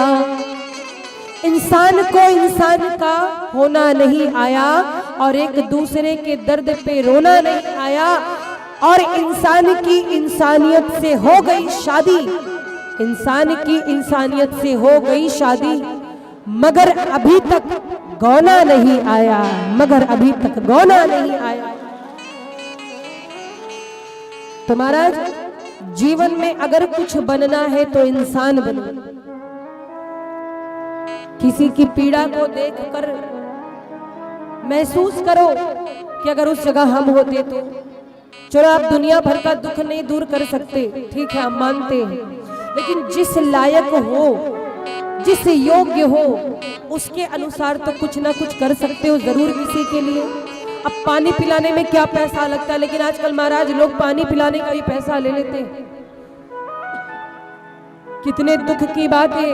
हम जिस धरती पर रहते हैं, इस धरती पर एक भाग थल है और 3 भाग जल है, फिर भी जिस धरती पर पानी की इतनी अधिक मात्रा है, उस धरती के लोग पानी को 20 रुपए की बोतल खरीद करके पीते हैं। ये दुर्भाग्य नहीं है तो क्या है, जरा विचार करो। तो महाराज सारे देवताओं ने कामदेव जी को प्रेरित किया। कामदेव जी चल पड़े हैं फूल के धनुष और बाण लेकर के। कामदेव जी ने आवाहन किया, बसंत ऋतु आ गई। बसंत ऋतु प्रकट हुई। कामदेव जी एक आम के वृक्ष पर चढ़ करके बैठ गए, आम के पल्लों के पीछे छिप गए और नाम लेकर के भोलेनाथ का और वो बाण छोड़ा है। कौन सा? फूलों का बाण छोड़ा है और वो बाण आकर के सीधे भगवान भोलेनाथ के हृदय पर लगा है। बोलिए शंकर भगवान की जय हो। महाराज जैसे कामदेव ने बाण छोड़ा, शिव जी के हृदय पर आकर के वो काम का बाण लगा, और जब कामदेव का बाण शिव जी के हृदय में लगा, शिव जी की जो अखंड समाधि लगी थी वो टूट गई, और कामदेव जी का बाण लगते ही सारे संसार की स्थिति ही बदल गई। नदियां समुद्र से संगम करने लगी, सभी मर्यादाहीन होने लगे। महाराज जब काम ने अपना बाण चलाया है, पूरे संसार की मर्यादा विलुप्त होने लगी है, कोई भी संयम में नहीं रहा। और इसको देख करके भगवान भोलेनाथ की तीसरे नेत्र खुल गई। भगवान भोलेनाथ को क्रोध आया, समाधि भंग हुई, और तत्काल अपने तीसरे नेत्र से कामदेव को जला करके भगवान भोलेनाथ ने भस्म कर दिया। बोलिए शंकर भगवान की। जय हो। जैसे कामदेव को जला करके भस्म किया, पूरे संसार में हाहाकार मच गया। सारे देवता सारे जीव हाहाकार करने लगे। अब तो कामदेव नहीं रह गए, अब तो शिव जी बड़े क्रोध में हैं, उनके क्रोध से कैसे बचा जाए। और इस समय भगवान भोलेनाथ बहुत क्रोध में थे, क्योंकि उनके भजन में बाधा आई। भगवान भोलेनाथ क्रोध में है महाराज। सारे देवता कांपने लगे कि अब क्या होगा, अब क्या होगा। कोई भगवान भोलेनाथ के सामने नहीं पड़ता। सबने भगवान भोलेनाथ से प्रार्थना की, प्रभु शांत हो जाइए, शांत हो जाइए। भगवान भोलेनाथ शांत हुए, कहने लगे बोलो क्यों जगाया मुझको, समाधि से बाहर क्यों लाए। तब ब्रह्मा जी आदि देवता कहने लगे सरकार हम चाहते हैं आप विवाह कर लो। भोले बाबा कहते हैं विवाह हम करें न करें आपको क्या मतलब, क्यों करें हम विवाह, अब मेरे विवाह से आपको क्या लाभ है। तब सारी बात बताई। बोले आप जब विवाह करेंगे बाबा ना, तो कार्तिकेय जी आएंगे और वही तारकासुर को मार सकते हैं। ये तारकासुर ने बड़ा अत्याचार कर दिया है, बड़ा परेशान कर दिया है। बाबा आप विवाह कर लो।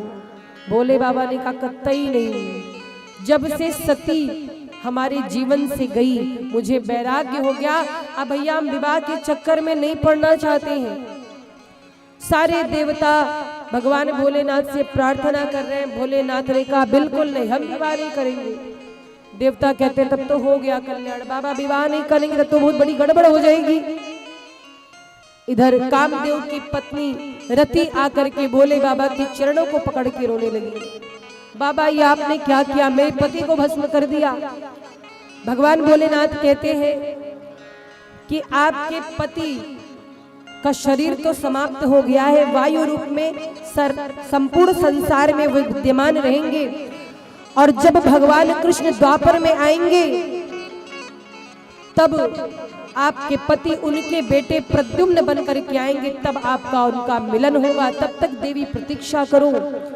रति मैया भगवान भोलेनाथ के वचनों से आश्वस्त हुई गई, और सारे देवता प्रार्थना करते हैं, भगवान भोलेनाथ नहीं माने। अच्छा देखो कहा गया है ना कि सुर नर मुनि सबकी यह रीति, स्वार्थ लाग करे सब प्रीति। आजकल एक बात ध्यान रखना, कोई भी आपके मतलब की ज्यादा बात करने लगे, ज्यादा आपके भले की बात करने लगे, समझ जाओ दाल में कुछ काला है। जब अपना काम होता है तो लोग बड़ा मीठा बोलते हैं, उल्टी गंगा बहने लगती, जिससे नहीं मतलब होता वो भी मतलब जोड़ लेते हैं।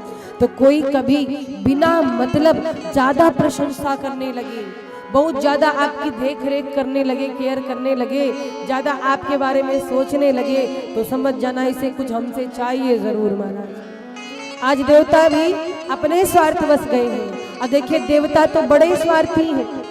जब समुद्र मंथन हुआ 14 रत्न निकले, 14 रत्नों में अमृत निकला, कोई नहीं गया भोले बाबा के पास, बाबा लो अमृत पी लो। उच्चैश्रवा घोड़ा निकला, तब तो लड़ने लगे, हम लेंगे हम लेंगे। पारिजात वृक्ष जाकर के स्वर्ग में लगा दिया। लक्ष्मी जी निकले, एको बार नहीं कहा भोले बाबा से विवाह करा दो। महाराज जैसे विष निकला हलाहल, तो ले जाके बाबा के पास खड़े हो गए, बाबा रक्षा करो। अब इसके लिए तो भोले बाबा है ही का, सीधे साधे देवता है, महादेव से भोला कौन हो सकता है। और इतने सीधे, एक बार एक चोर गया चोरी करने मंदिर में, एक चोर चोरी करने भोले बाबा के मंदिर में गया, और मंदिर बड़ा सुंदर था भोले बाबा का। तो मंदिर में भला चोरी की कौन सी चीज, घंटा होता है ना पीतल का, भोले बाबा के शिवलिंग के ऊपर जस्ट बिल्कुल सामने सीधे घंटा लगा हुआ था। और उस चोर को बहुत दिन से चोरी करने के लिए कुछ मिला नहीं था। उसने सोचा कि क्यों ना मैं ये घंटा ही चुरा के बेच दूं। ऐसे ऐसे पापी भगवानों को नहीं छोड़ते महाराज, इंसान को क्या छोड़ेंगे। भगवान भोलेनाथ के मंदिर में पहुंच गए घंटा चुराने। घंटा चुराने के लिए जब वो गया, अब देखा मंदिर में तो कहीं कुछ दिख नहीं रहा, किस पे चढ़े। सो उसने क्या किया, चप्पल उतारी, अब भगवान भोलेनाथ के ऊपर ही चढ़ गया शिवलिंग पे और लगा घंटा खोलने। और जब शिवलिंग आते हैं हमारे मंदिर में, हमारी सेवा करते हैं, कोई मुझे बढ़िया मिठाई चढ़ाता है, कोई जल से अभिषेक करता है, कोई दूध से अभिषेक करता है, और भांति भांति प्रकार के नैवेद्य लोग मुझ पे चढ़ाते हैं। लेकिन आज तक किसी ने इतना अनमोल वस्तु मुझे नहीं अर्पित किया जो इस भक्त ने किया। कौन सा, बोले लोग तो सामग्री को चढ़ाते हैं, धन वैभव चढ़ाते हैं, लेकिन इस चोर ने तो खुद को मुझ पर चढ़ा दिया, मुझ पर समर्पित कर दिया। इससे बड़ा भक्त मेरा और कौन हो सकता है। बताओ भोले बाबा कितने सीधे हैं महाराज। इसीलिए कहा गया है, शिव भोले भंडारी शरण हम आए तिहारी। शिव भोले भंडारे शरण हम आए तिहारी। ओ शिव भोले भंडारी शरण हम आए तिहारी। शिव भोले भंडारी शरण हम आए तिहारी। हो आए तिहारी भोले आए तिहारी। आए तिहारी भोले आए तिहारी। आए तिहारी बाबा आए तिहारी। आए तिहारी बाबा आए तिहारी। शिव भोले भंडारी शरण हम आए तिहारी। शिव भोले भंडारी शरण हम आए तिहारी। हाथों को उठा करके बोलो शंकर भगवान।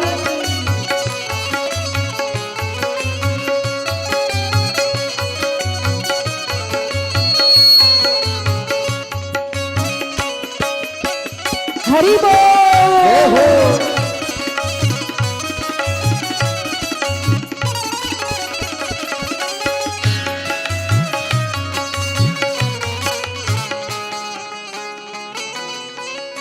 और बाबा के गले में क्या है, भोले बाबा के गले में क्या है, मुंडों की माला है ना। गले में सोहे तो बाबा जी गले में सोहे मुंड की माला। गले में सोहे मुंड की माला। मुंड की माला बाबा मुंड की माला।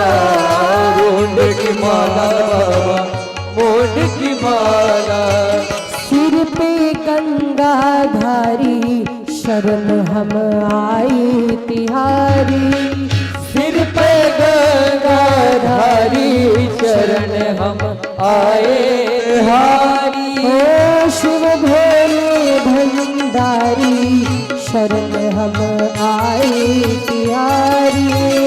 शिव भोले भंडारी शरण हम आए तिहारी। बोलो शंकर भगवान की।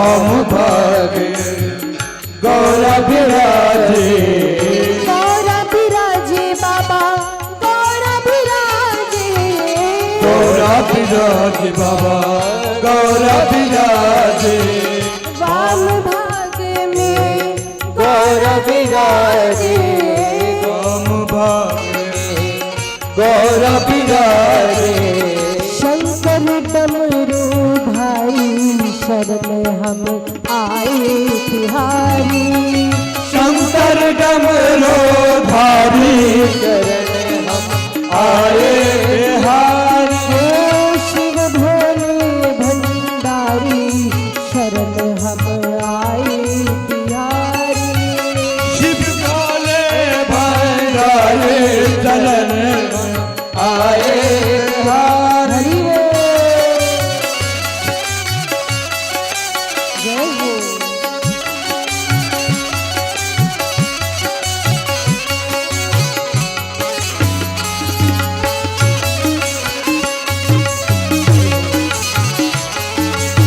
बोलो शंकर भगवान की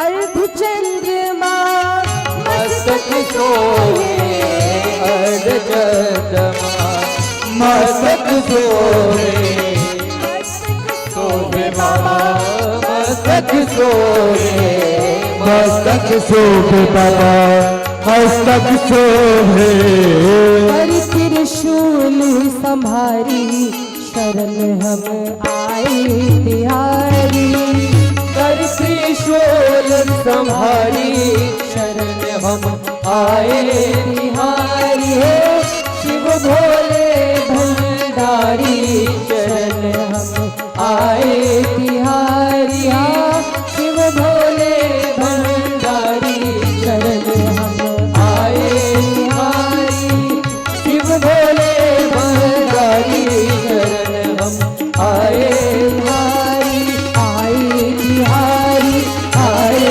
बिहारी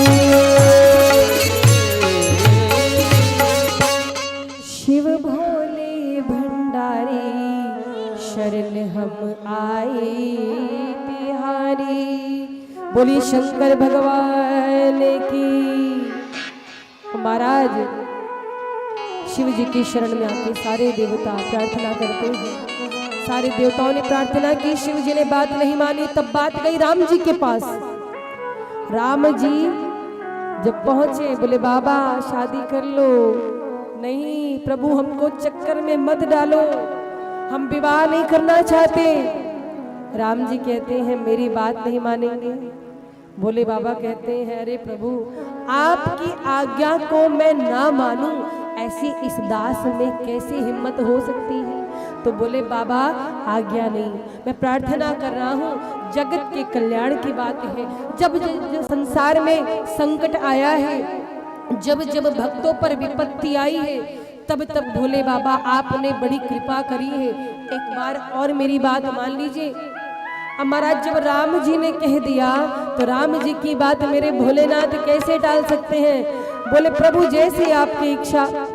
भोले बाबा राम जी से कहते हैं कि शादी के लिए तो हमने हाँ कर दी, पर कोई कन्या देखी है? बोले है ना। कौन? बोले पार्वती। शिव जी बोले पार्वती कौन है? अरे आपको नहीं पता, सती जी ही पार्वती जी के रूप में आई है। भोले बाबा ने कहा अच्छा सती ही आई है पार्वती के रूप में, तो ऐसे शादी नहीं करेंगे। तो बोले पार्वती जब सती रूप में थी तो उन्होंने राम जी की परीक्षा ली थी, अब हम परीक्षा लेंगे। पार्वती यदि परीक्षा में पास हो जाएंगी तभी हम विवाह करेंगे। सो महाराज भोले बाबा ने सप्त ऋषियों को भेज दिया। सप्त ऋषि आए हैं, माता पार्वती से कहते हैं कि पार्वती जी आपने ये जो कठोर तप किया किसके लिए किया? पार्वती जी कहती है कि ये कठोर तप मैंने भोलेनाथ के लिए किया। सप्तऋषि कहते हैं अरे पार्वती जी एक से बढ़कर एक वर इस दुनिया में भोले बाबा में क्या रखा है जो फिर से इनसे विवाह करना चाहती हो आप? एक काम करो, मैं विष्णु जी से बात चलाता हूँ, आप उनसे विवाह कर लो। पार्वती जी कहती क्षमा करें मुनिवर, आप पहले बोले होते तो शायद मैं कर भी लेती। हर किसी के पास हृदय और मन एक ही होता है, मेरे पास भी एक ही मन है, एक ही हृदय है, वो भी मैंने भोले बाबा के चरणों में पहले समर्पित कर दिया है। अब दिल है ही नहीं, हृदय है ही नहीं, जो था वो भोले बाबा के लिए है, तो दूसरे किसी के विषय में चर्चा करने का क्या लाभ है। मैं तो केवल भोले बाबा को ही अपना पति बनाना चाहती हूँ। सप्तऋषि प्रसन्न हो गए जब पार्वती जी का अटल प्रेम देखा शिव जी के चरणों में, उनकी प्रीति देख करके गदगद हो गए और प्रसन्न होकर के प्रशंसा करने लगे। धन्य हो पार्वती, धन्य है तुम्हारी भक्ति। जाकर के सप्तऋषियों ने समाचार बाबा को दिया, बाबा हमने भांति भांति प्रकार से परीक्षा ली है पार्वती की, पार्वती जी की जो प्रीति है वो आपके चरणों में अटल है, वो सच में आपसे बहुत प्रेम करती है और वो आपके योग्य है, बाबा विवाह कर लो। भोले बाबा कहते हैं जब परीक्षा हो गई और मेरी पार्वती जी पास हो ही गई तो अब तैयारी करो विवाह की। और महाराज पूरे संसार में सभी बड़े गदगद हो गए, बाबा के विवाह की बड़ी खुशी है लोगों को। महाराज इधर पार्वती मैया को भी आशीर्वाद मिला है गुरु जी का, इधर भोले बाबा भी विवाह के लिए तैयार हो गए। और जैसे भोले बाबा ने विवाह के लिए हाँ किया वैसे ही बढ़िया मुहूर्त निकाला गया। भोले बाबा के विवाह का मुहूर्त निकला। मुहूर्त जब निकला तो सभी लोग तैयारी करने लगे, मुहूर्त से पहले ही तैयारी शुरू। अब देखो भोले बाबा के विवाह में सब लोग को निमंत्रण मिला, सारे देवता विवाह देखने के लिए लालायित हैं। तो क्या हुआ, सबसे पहले तैयारी करने के लिए अपने अपने वाहन को चमकाने लगे। इंद्रदेव 2-4 दिन पहले से शैम्पू लगाकर अपने हैरावत को खूब नहला रहे, खूब चमका रहे हैं। क्यों, बाबा के विवाह में जाना है, साधन बढ़िया होना चाहिए। यमराज जी अपने काले भैंसे को ही रगड़ रगड़ के नहला रहे, कुछ तो गोरे हो जाओ, 2-4 दिन है, उपटन लगा दे। सब लोग खड़े होंगे, कम से कम तुम्हारा स्वरूप तो दिखाई पड़े। सारे देवता अपने अपने विमान को बढ़िया तैयार कर रहे हैं, खूब तैयारी की है देवताओं ने शादी की।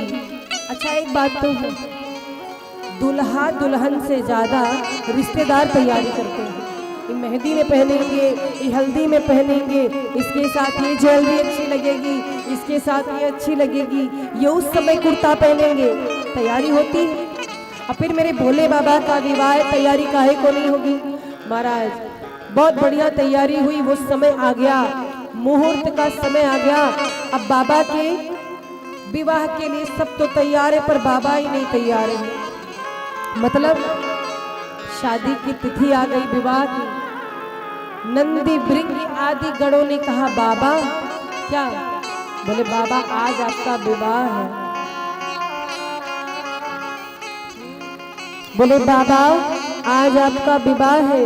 बोले बाबा कहते पता है।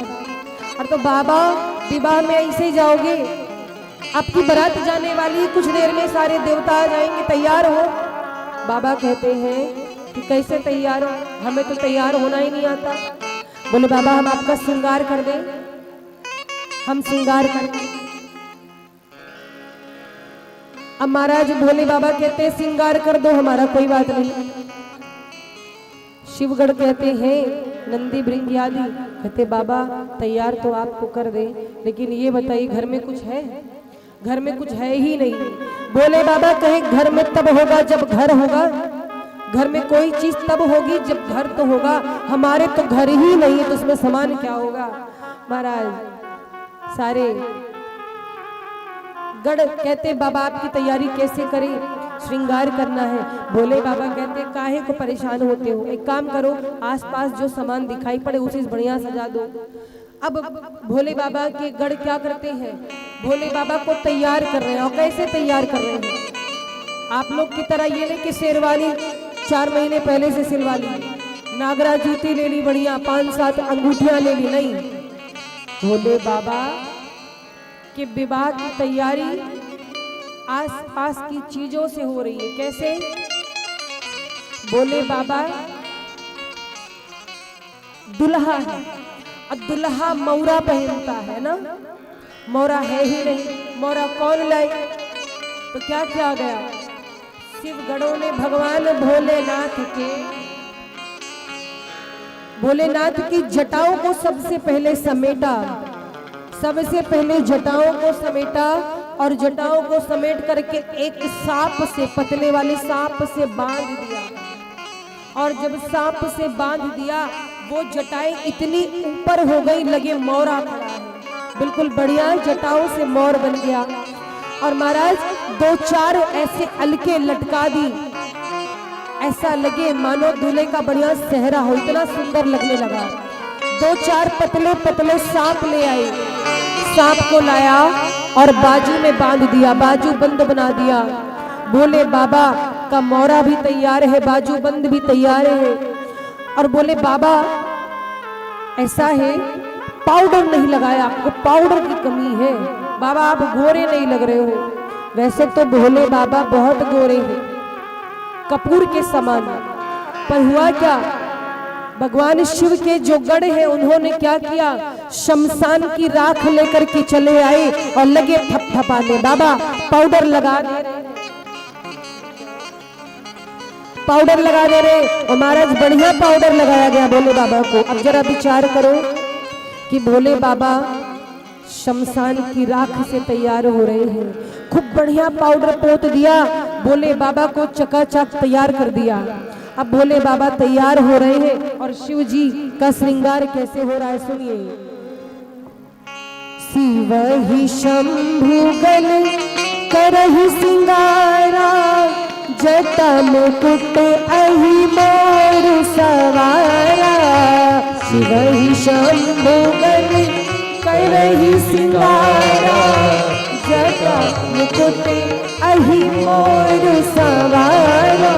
कुंडल कंकण पहिरे ब्याला, तल विभूति पटके हरि छाला।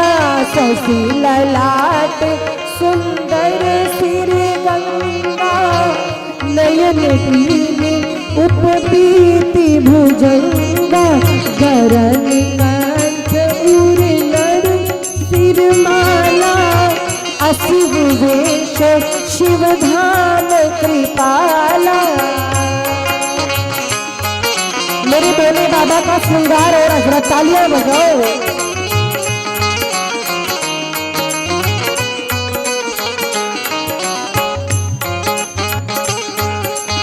बोले शंकर भगवान की जय हो।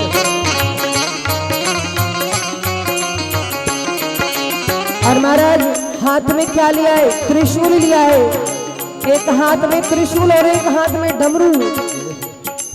कब त्रिशूल अरु डमरू बिराजा, चले बसहा चढ़ बाजहि बाजा। डमरू बिराजा, चले बसहा चढ़ बाजहि बाजा। देखिस वही सुर प्रिय मुस्काही, बर लायक दुल्हिन जगलाई। वही सुप्री मुस्काए, बर लायक दुल्हिन जगलाई। विष्णु विरंची आदि सुर व्राता, चढ़ी चढ़ी बाहर चले बराता। विष्णु विरंची आदि सुर व्राता, चढ़ी चढ़ी बाहर चले बराता। सुर समाज सब भांति अनूपा, नहीं बरात दूल्हा अनुरूपा। समाज सब भांति अनूपा, नहीं बरात दूल्हा अनुरूपा। नहीं बरात दूल्हा अनुरूपा, नहीं बरात दूल्हा अनुरूपा। विष्णु कहा अस बिहसी तब, बोल सकल दिसिराजे बिलग बिलग होई चलहु सब निज निज सहित समा। अब देखो महाराज, जब शिव गणों ने भोले बाबा को तैयार किया, भोले बाबा चकाचक तैयार, चारों तरफ नागों का श्रृंगार है, पतले पतले सर्प पूरे शरीर में बने हुए हैं, कोई कान में लटक रहे हैं कुंडल की तरह, तो कोई कंगन बने हुए हैं, पतले पतले सांप। देवता अपने अपने विमान पे चढ़ करके जैसे भोले बाबा के द्वार पे आए तो देखा भोले बाबा तैयार, देखा भोले बाबा तैयार तो है पर कोई वस्त्र पहना ही नहीं, दिगंबर है। बोले बाबा ऐसे चलोगी दूसरे के नगर में, अरे कुछ तो पहन लो। बाबा कहते कमी क्या है? बोले अरे नहीं बाबा, सब दिन ऐसे घूमते रहे, अरे हिमाचल राज की नगरी में जा रहे हो, दूसरे नगर में जाके नाक कटवाओगे, जगह हंसाई कराओगे, आज तो कुछ पहन लो। गणों ने कहा रुको रुको, हम लेकर के आते हैं। क्या लाए? बागंबर ले आए। अब बागंबर को लपेट दिया बाबा को। अब जो देवताओं की पत्नियां है कहती है वाह रे वाह दुल्हा, ऐसा दुल्हा के लिए कोई दुल्हन बनी होगी भगवान, ऐसे बौरहा से कौन शादी करेगा, किसकी किस्मत।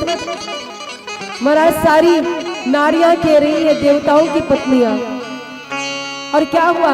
भोले बाबा के गढ़ ला करके बागंबर भोले बाबा को पहनाते हैं। बागंबर बार बार सरक जाए, बाबा कहीं क्या हो रहा है? बोले बाबा रुके कुछ जुगाड़ करते हैं। इतने में देखा कि कुछ सांप नाच रहे थे, बाबा की बारात चलना है, बाबा की शादी खुशी में। इतने में नंदी जी गए, एक सांप से बोले इधर आओ। क्या? बोले ये बताओ सबसे पतले तुम ही हो? बोले हम बहुत अच्छा नाच लेते। बोले नाचना नहीं है तो? बोले इधर आओ, अपने दोस्त को भी ले आओ। दो सांप पतले पतले ला करके बाबा के कमर में बागंबर से बांध दिया है नंदी जी ने, और सांपों से कहा सुनो सारा सम्मान तुम्हारे ऊपर टिका है, कहीं बढ़िया नगाड़ा ढोल सुनकर नाचने लगे तो ये बागंबर नीचे गिर जाएगा, हिलना मत, आज तुम नाचना मत, ऐसे रहना। अब महाराज भोले बाबा तैयार। विष्णु जी ने देखा तो समझ गए कि बाबा का श्रृंगार ऐसा है। सारे देवताओं से कहते हैं कि भाई अपना अपना समाज अलग कर लो, जैसे ये दुल्हा है उसके अनुरूप बारात नहीं है। विष्णु जी ये नहीं कहते कि बारात के लायक दुल्हा नहीं है, बल्कि विष्णु जी ने बात घुमा करके कही। क्या कहा? कि ये जो बारात है वो दूल्हे के योग्य नहीं है। शिव जी समझ गए कि मेरी बारात जाने में इन लोग को शर्म आ रही है, हमको देख रहे हैं ये लोग तो बढ़िया तैयार होकर के आए, बढ़िया मड़ियों की माला पहन के, शेरवानी पहन के, मुकुट पहन के, और हमारे साथ इनको शर्म लग रही है। भोले बाबा कहते चिंता ना करो, हम अपने समाज को बुलाते हैं, अब जैसा दुल्हा है वैसी बारात आएगी। और महाराज बारात आई, कौन सी बारात? असली बारात। भोले बाबा कहते नंदी और भृंगी को सुनो, जाओ और मेरे जितने भी भूत प्रेत ब्रह्म बैताल राक्षस डाकनी साकनी पिचासनी है सबको खबर कर दो कि बाबा की शादी है और आए। और महाराज जैसे नंदी जी ने आवाज लगाई बाबा की शादी है, वैसे ही जितने भी अतल वितल सुतल रसातल पाताल तलातल जितने भी लोगों में भूत प्रेत थे सब निकल निकल के बाहर आने लगे। अरे बाबा की शादी है, बाबा की शादी है, सब बड़े खुश हो गए और सारे भूत प्रेत इकट्ठे हो गए। कोई हर हर, कोई बम बम कहते हुए आ रहा है, कोई हड्डी नचाते हुए आ रहा है, किसी के एक आंख है किसी के है ही नहीं। अच्छा आप लोग गाते हो ना, माताएं अक्सर गाती है, भोले बाबा के बारात का वर्णन करती है। क्या? अरे ऐसन बराती न देखी अभी तक। गाओ, आप लोग को तो याद होगा। अरे ऐसन बराती नहीं देखे आज तक जिया है धका धक, ऐसन बराती न देखे आज तक जिया मरे धका धक। कौनों के एक आँख कौनों के है नहीं, हाथ कौनों के है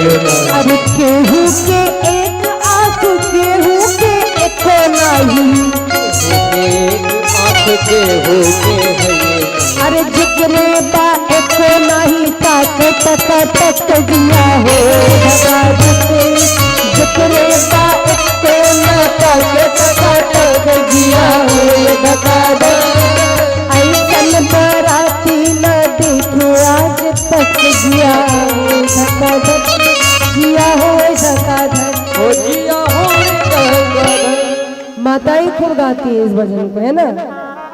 आप ही लोग के लिए मैंने गाया, मैं भजन गाती नहीं, लेकिन आज आप लोग को देखकर बड़ा अच्छा लग रहा है। पूरी तैयारी के साथ लाल लाल साड़ी पहन के सब सज धज के आई, तो बारात तैयार हुई। किसी ने कहा जस दूल्हा तस बनी बाराता, अब बारात आई है असली और बारात भोले बाबा की बारात चल पड़ी है। और भोले बाबा सज धज करके निकल चले हैं बारात की ओर, बारात को लेकर हिमाचल नगरी की ओर। सजे रहे भोले बाबा निराले डोले में, सजे रहे भोले बाबा निराले डोले में, सजी हे भोले बाबा निराले झूले निराले झूले निराले झूले निराले झूले निराले झूले सजे रहे भोले बाबा निराले डोले में, सजे हे भोले बाबा निराले झूले में। ताली बजाओ बाबा की बारात।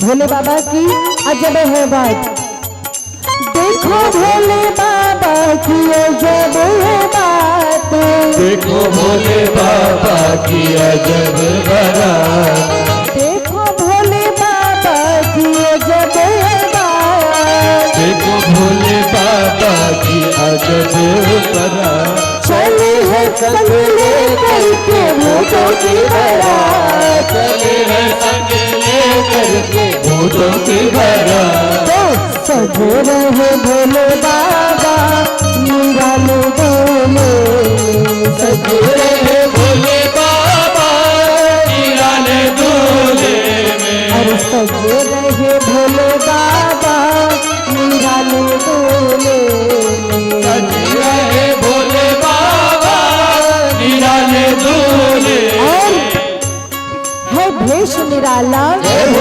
पहले मुंडमाला, सर जटा बढ़ाए तन भस्म लगाए, ओढ़े मृगछाला गले नाग की माला, है शीश पे गंगा मस्तक पर चंदा, कर डमरू साजे त्रिशूल विराजे, भूतों की लेके टोली चले है ससुराल, भोले के टोले चले हैं ससुराल, भूतों की लेके टोली चले है ससुराल, भोले के टोले चले हैं ससुराल।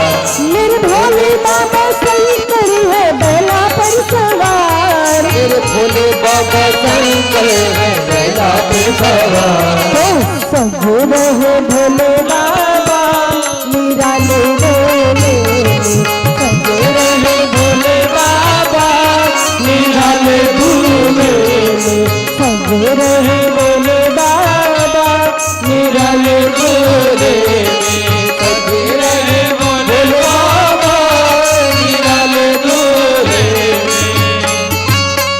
अब सजे रहे भोले बाबा निराले डोले में।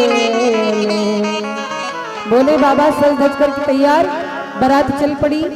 देखो पार्वती जी के माता पिता ने विवाह के लिए ऐसी व्यवस्था की थी, इतनी दिव्य भव्य व्यवस्था की थी कि मैं क्या बताऊं, समय अब कम है, बाबा का विवाह भी कराना है। महाराज इतना समझ लो कि जिस जगह पर साक्षात जगत जननी का जन्म हुआ हो, उस नगरी की शोभा कैसे होगी।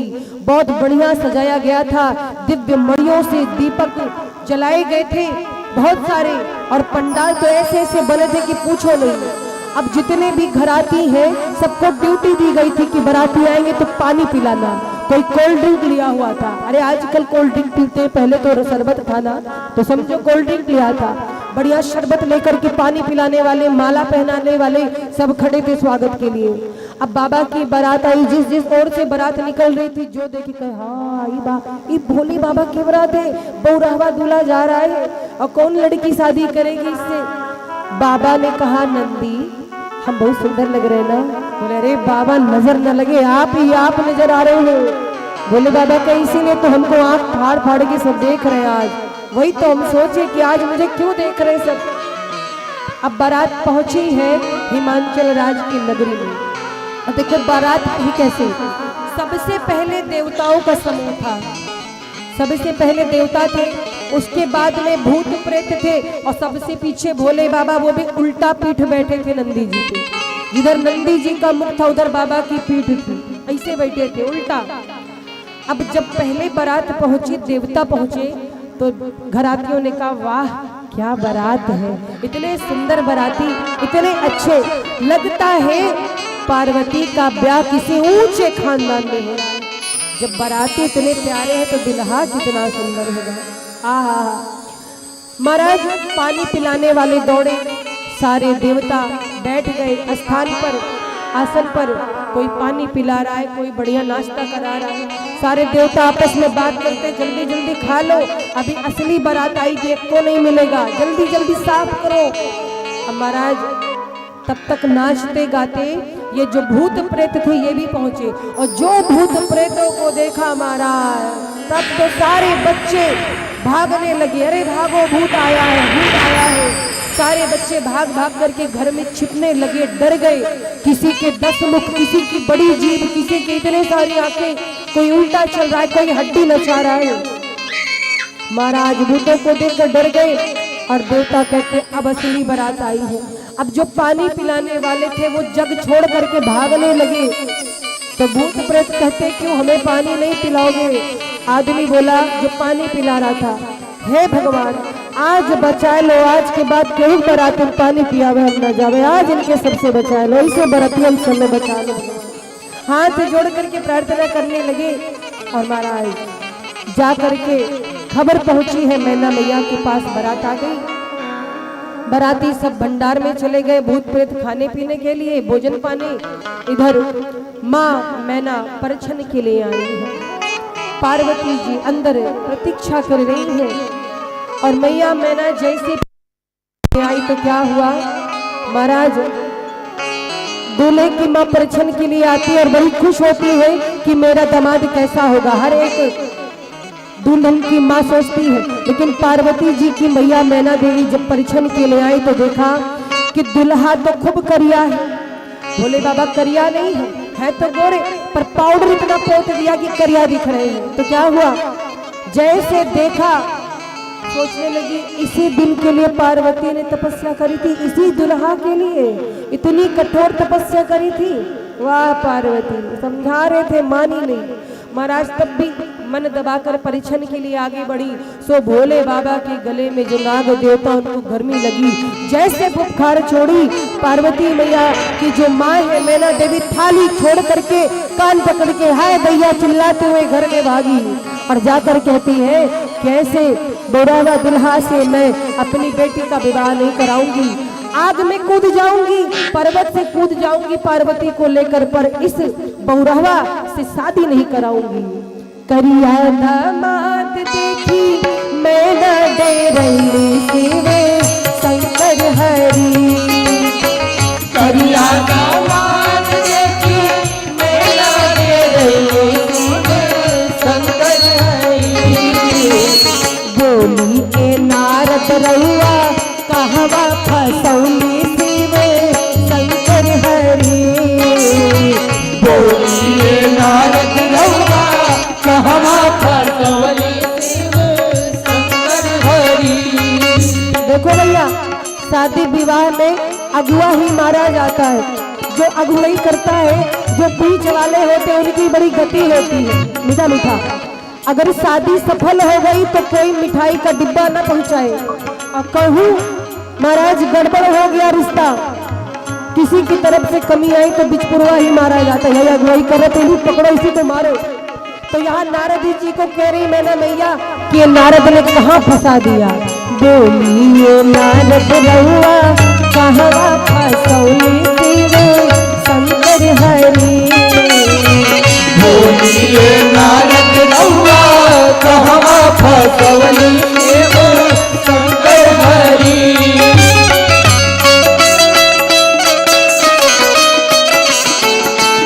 बोलो बौरहवा दुल्हा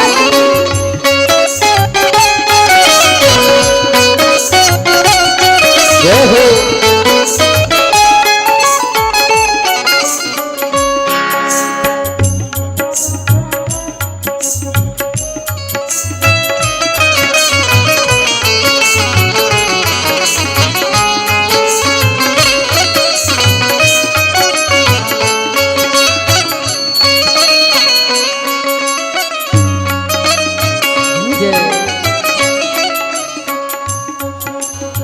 शिव जी के रूप देखी कांपेला बदलवा।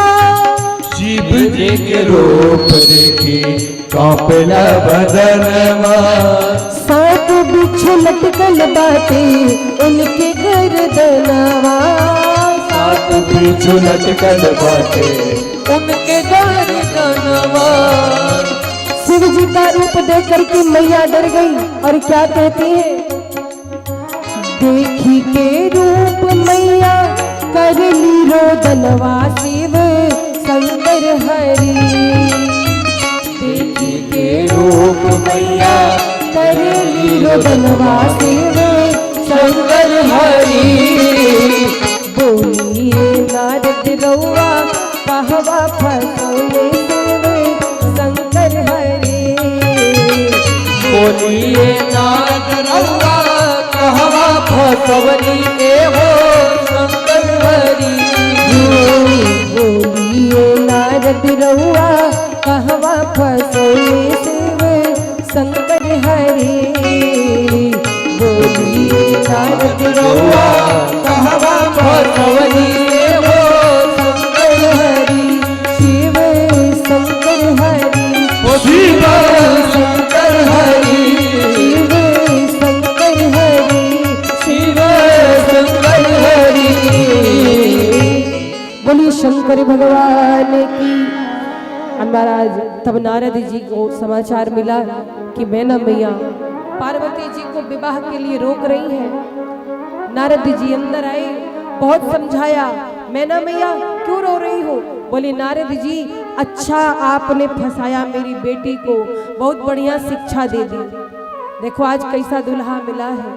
क्या इसी दिन के लिए पार्वती ने तपस्या करी थी, एक गुरु मंत्र दिए थे आप। हाँ मेरी बेटी का घर बिगाड़ना चाहते हो। और देखो पार्वती जी की मैया यहाँ पर नारद जी को बड़े कड़वे वचन बोलती, कहती है नारद जी आपका अपना विवाह तो हुआ नहीं है, आपका घर तो बसा नहीं, तो दूसरे का घर कैसे बसने दोगे। मेरी बेटी का घर उजाड़ना चाहते हो। और महाराज जब इस प्रकार से कहा तो नारद जी कहते हैं मैया एक बात कहूँ, जिसे आप बड़ा अपनी बेटी बेटी कह रही हो, आपको पता है वो कौन है, वास्तव में कौन है। आप जिन्हें अपनी बेटी समझ रही हो वो केवल आपकी बेटी नहीं है, वो तो पूरे संसार की मैया है। अजा अनादि शक्ति अभिनाशिनी सदा शंभु अर्धंग निवासिनी। आज आपको लग रहा है कि ये बेटी है, लेकिन सुनो इसका शिव जी का जन्मों जन्मों का रिश्ता है। कोई पहली बार इनका विवाह नहीं होने जा रहा है। और पूर्व जन्म की कथा सुनाई है नारद जी ने। जब मैया को पता चला कि मेरी बेटी साक्षात जगत जननी है तो हृदय का संताप दूर हुआ। और अब मैना मैया माँ पार्वती को सजा धजा करके बढ़िया श्रृंगार करके ले करके आती है मंडप में। और मंडप में भोले बाबा को नंदी और भृंगी लेकर के आते हैं। इधर माँ पार्वती को मैना मैया लेकर के आती हैं। सखियां मंगल गीत गाने लगती हैं। और महाराज भोले बाबा और माँ पार्वती एक दूजे को देखते हैं। आज माँ पार्वती ने सोचा कि मेरे जन्मों की तपस्या सफल हुई है। बोलिए शंकर भगवान की। और महाराज अब भगवान भोलेनाथ माता पार्वती का विवाह होगा, जयमाल होगा, जयमाल होगा। आप लोग दर्शन करेंगे, माँ पार्वती का पांव पूजन भी होगा सर्वप्रथम कमेटी की ओर से, फिर आप लोग की ओर से। क्योंकि आज विवाह है तो विवाह में थोड़ा विलंब हो जाएगा। कोई दिक्कत आप लोगों को? भूख तो नहीं लगी है? देखो दुनिया की शादी में तो आप जाते रहते हो, पर भगवान की शादी में यदि आपको सम्मिलित होने का अवसर मिला है तो ये परम सौभाग्य है। वो भी मेरे भोलेनाथ, पूरे ब्रह्मांड का सबसे प्रथम विवाह भोलेनाथ का है। बोलो शंकर भगवान की। और आइए भोले बाबा और माता पार्वती का जयमाल होगा।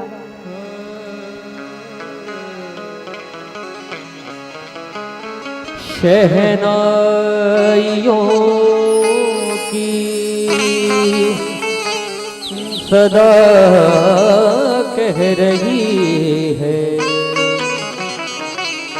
खुशी की मुबारक घड़ी आ गई है। सजी सुर्ख जोड़े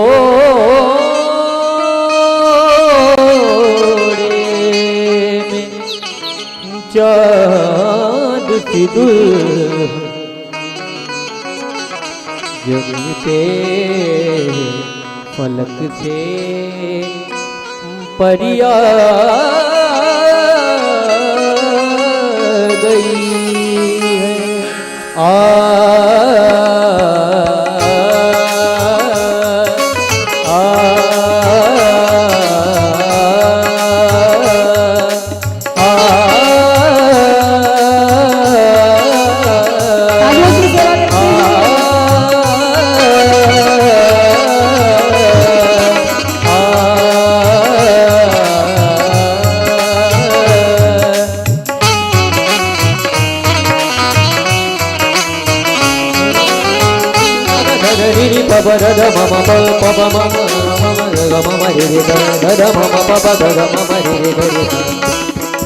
दोनों हाथों को उठा करके काल रही वरमाला देखो पार्वती, काल रही वरमाला देखो पार्वती।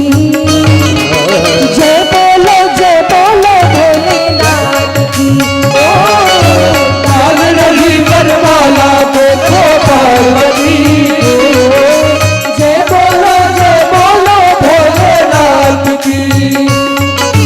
खुशियों की बारिश यहाँ पे हो रही, कृपा हो गई आज श्री भगवान की।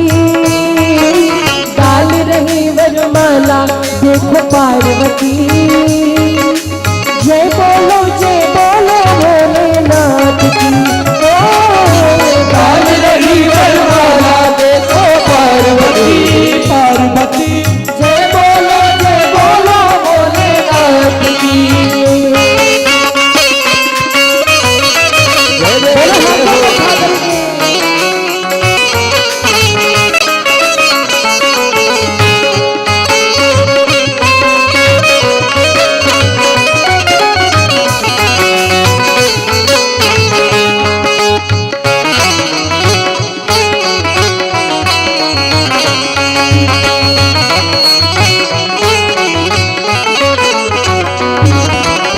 और देखो माँ लाल जोड़े में है। हेलो, लाल जोड़े में सजी मैया लगी प्यारी, घूमती और नाचती सखियां मगन सारी।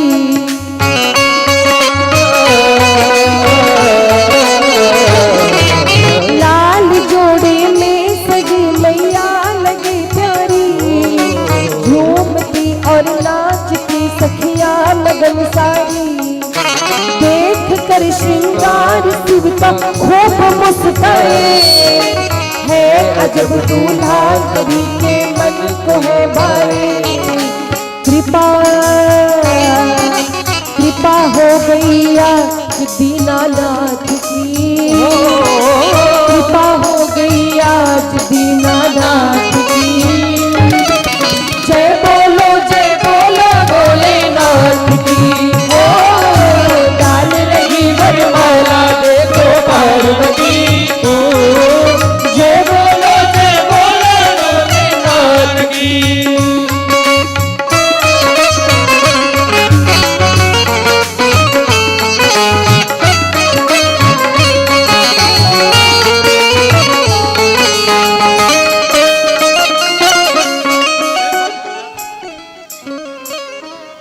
कोई बात नहीं, 2 मिनट का समय और है। और देखिए पार्वती जी भोलेनाथ जी का वरमाला हो गया, अब पांव पूजन होगा, बस कुछ क्षण कार्यक्रम और है। और महाराज आज श्रृंगार कैसा है, आज जोड़ी बहुत प्यारी लग रही। कितने लोग को जोड़ी अच्छी लग रही जरा बताना, भगवान की जोड़ी अच्छी लग रही है, ताली बजाओ। आप लोग तो ऐसा ताली बजा रहे हो जैसा लग रहा है सावन की कुछ बूंदें टिप टिप कर रही केवल। शिव उमा की जोड़ी लगती खूब है प्यारी, है बड़ा सुंदर समय पावन घड़ी नारी। उमा की जोड़ी लगती खूब है प्यारी, है बड़ा सुंदर समय पावन घड़ी नारी। सारी जग का दूर संकट अब हो जाएगा, भूत भावन के शरण संसार आएगा। सारे जग का दूर संकट अब हो जाएगा, भूत भावन के शरण संसार आएगा। और महाराज फूलों की अब हो रही बरसात जी, फूलों की अब हो रही बरसात जी। जय बोलो भोलेनाथ की, काल रही वरमाला देखो पार्वती को। जय बोलो भोलेनाथ की, जय बोलो भोलेनाथ।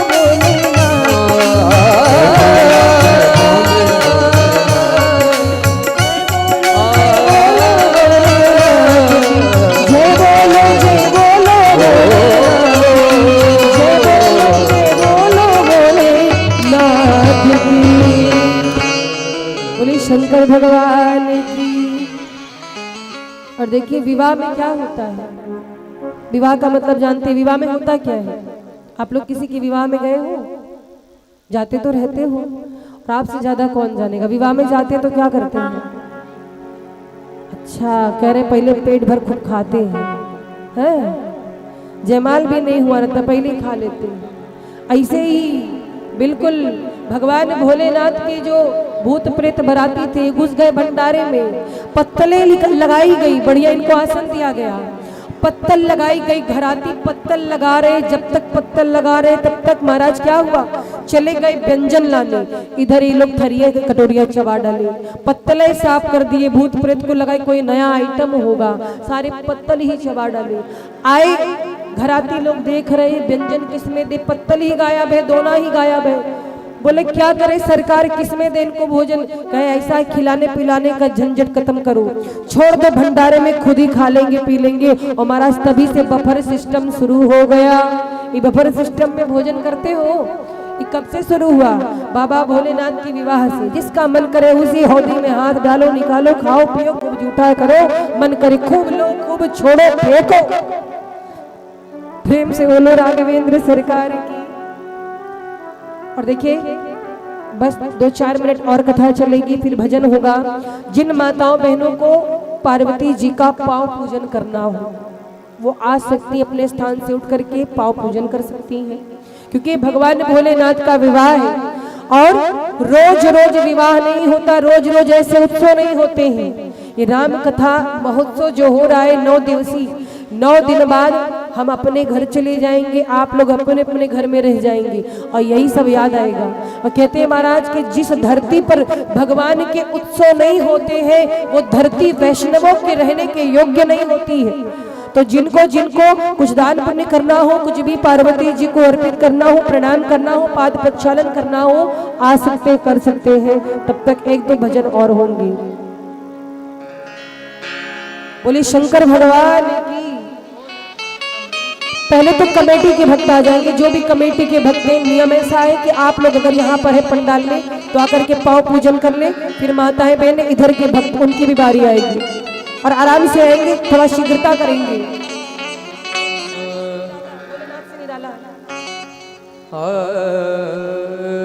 भोले नाथ से निराला, गौरी नाथ से निराला कोई और नहीं। भोले नाथ से निराला, गौरी नाथ से निराला कोई और नहीं। ऐसा बिगड़ी बनाने वाला हो, बिगड़ी बनाने वाला और नहीं भोलेनाथ से निराला कोई और नहीं, भोलेनाथ से निराला कोई और नहीं। तालियों की सेवा करते हुए हरि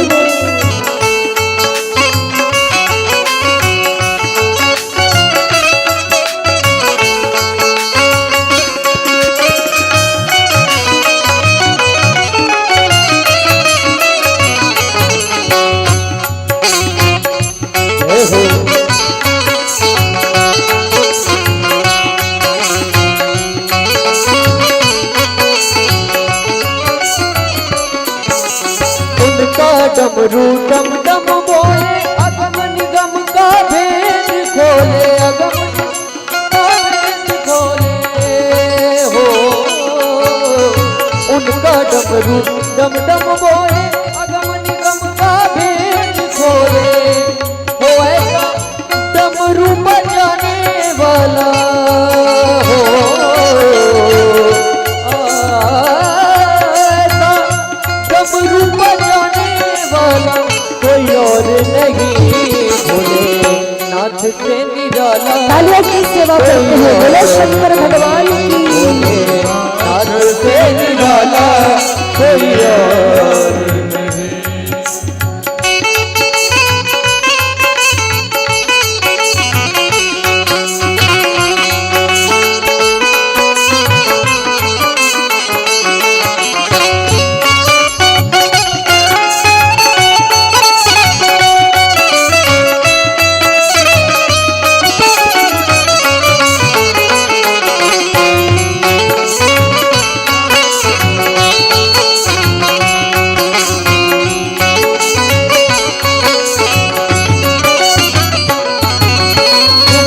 जग का कष्ट मिटाया बाबा हमको क्यों बिसराया,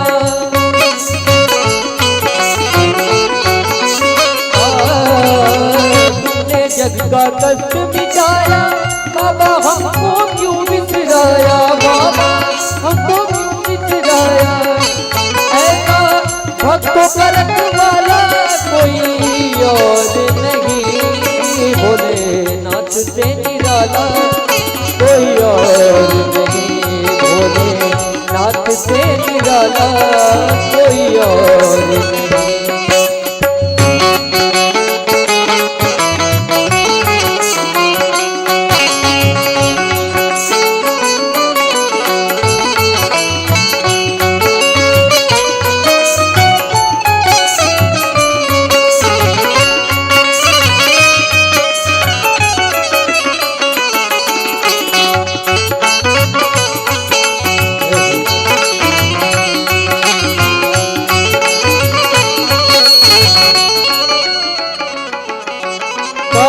जब जब करवट बदले पाप चमकते अगले बदले, पाप चमकते अगले बदले,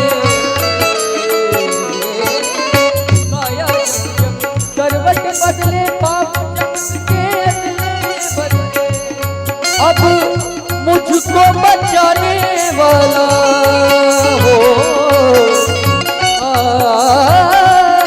अब मुझको बचाने वाला कोई और नहीं, भोलेनाथ से निराला कोई और नहीं, भोलेनाथ से निराला गौरीनाथ से निराला, भोलेनाथ से निराला कोई और नहीं। बोलिए शंकर भगवान की जय हो। महाराज पाद प्रक्षालन का कार्यक्रम चल रहा है। आइए एक छोटा सा भजन और जल्दी जल्दी करें क्योंकि समय का अभाव है, समय बहुत हो गया है ना। अच्छा, कितने कितने लोगों को आज भगवान के विवाह में आनंद आया? अभी असली आनंद नहीं आया होगा क्योंकि आप लोगों ने नृत्य ही नहीं किया, पर अभी नहीं, अभी बैठे रहिए, अभी नृत्य भी करना है, ठीक है, करना है नृत्य। और हाँ, एक बात और, कल भगवान श्री राम का प्राकट्य उत्सव है। कल भगवान का जन्म होगा और हम लोग चलेंगे अयोध्या मानसिक रूप से कथा के माध्यम से। कल बहुत आनंद आने वाला है, बढ़िया बढ़िया सोहर बधाई होगी, भगवान का जन्मोत्सव मनाया जाएगा। तो बढ़िया बढ़िया पीले पीले वस्त्र पहन के आइएगा। पीले वस्त्र है आप लोग के पास तो होंगे, जिनके पास नहीं कोई बात नहीं, और जिनके पास पीले वस्त्र है वो पीले वस्त्र पहन करके आएंगे, ठीक है। सब लोग बढ़िया तैयार होकर कल आएंगे, क्योंकि कल हमारे ठाकुर जी का प्राकट्य उत्सव होने वाला है। और किस तरह से अयोध्या में बधाई हुई थी, किस तरह से अयोध्या वासियों ने आनंद लिया था भगवान के जन्म उत्सव का, प्राकट्य उत्सव का, कल हम लोग कथा को श्रवण करेंगे। बोली शंकर भगवान की। ले बारात शिव चले बियाहने,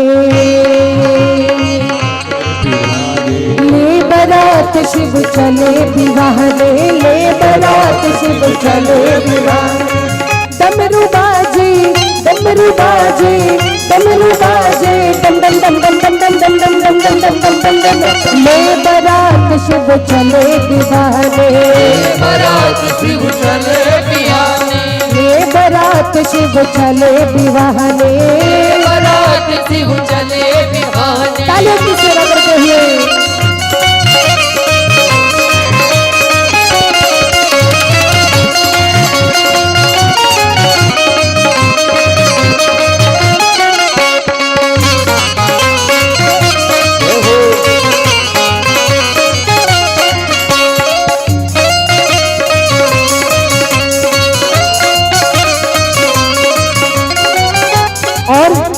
चिता भस्म सब अंग रमाए, चिता भस्म सब अंग रमाए। नरमुंडों की माला सजाए, नरमुंडों की माला सजाए।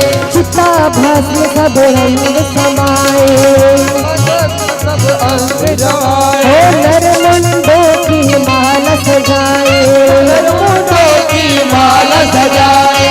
नंदी नाचे नंदी नाचे नंदी नाचे, छम छम छम छम छम छम छम छम। मैं बारात शिव चले बियाहने, मैं बारात शिव चले बियाहने, हो ले बारात शिव चले बियाहने, बारात शिव चले बियाहने। दोनों हाथों को उठा करके बारात के बियाह में ताली बजाओ, सभी जिनको जिम्मेदारी हरि बोल।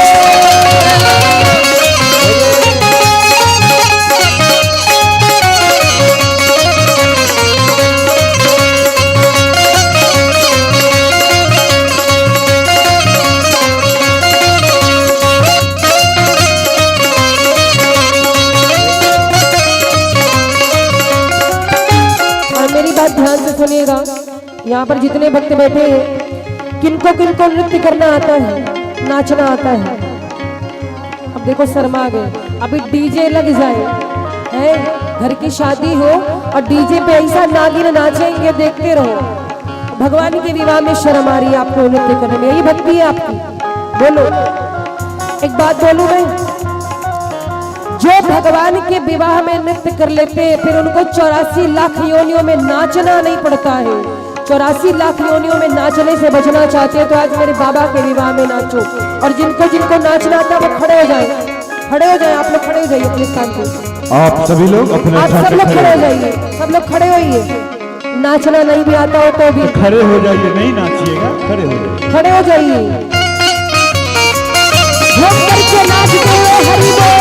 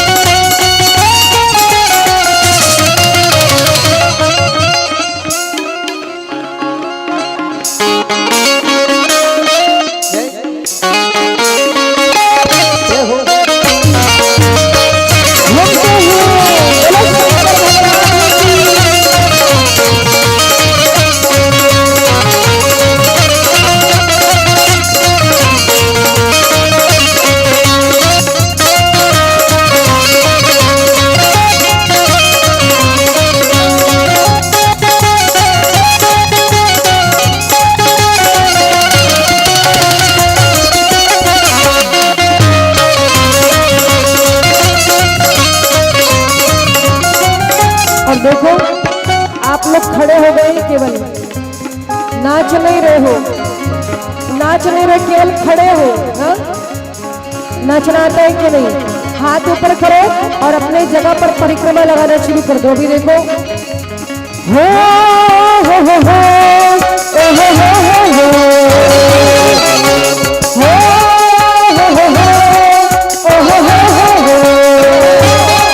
आज नैना की द्वारी बड़े अद्भुत है नजारी, आज नैना की द्वारी बड़े अद्भुत है नजारी। एक आधोर आया पहन कर मोर आया, आधोर आया पहन कर मोर आया। आज नैना की द्वारी बड़े अद्भुत है नजारी, एक आधोर आया पहन कर मोर आया, आधोर आया पहन कर मोर आया।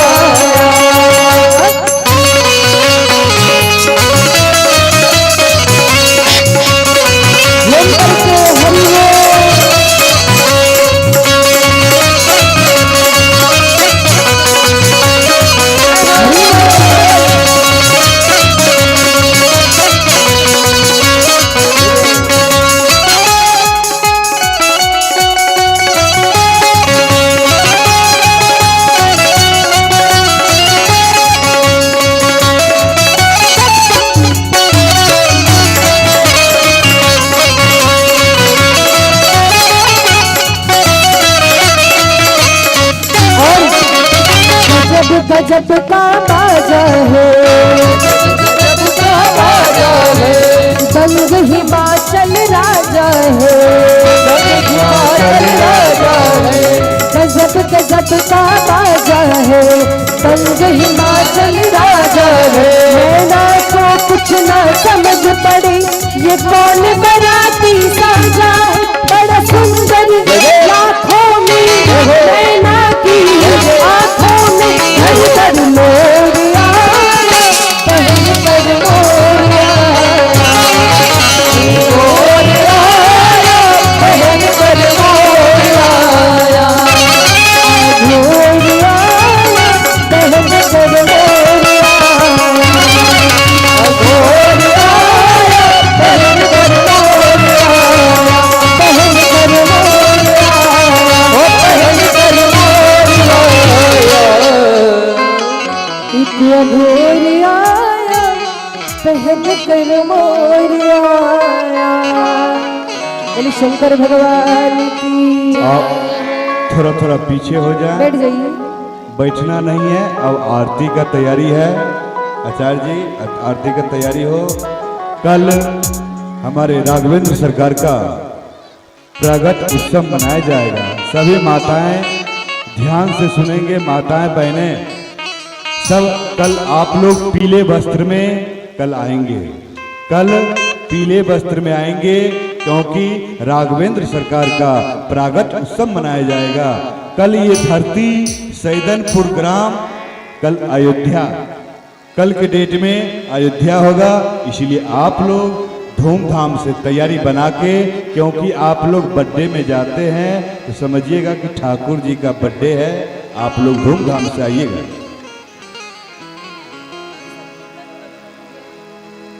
श्री राम, जैसा कि नियम आप लोग जानते हैं, 2 प्रश्न पूछे जाएंगे, बहुत जल्दी आप लोग उत्तर दीजिएगा। एक इधर से माताओं बहनों से, उधर आप लोगों से। प्रश्न ये है, श्री रामचरितमानस में धर्म रथ का उपदेश किसने दिया, किसको मिला? धर्म रथ का उपदेश किसने दिया, किसको मिला? यदि किसी को मालूम है आप बता सकते हैं, कमेटी के द्वारा उनको पुरस्कार दिया जाएगा। फिर से सुन लीजिए, मानस में धर्म रथ का उपदेश किसने दिया और किसको मिला?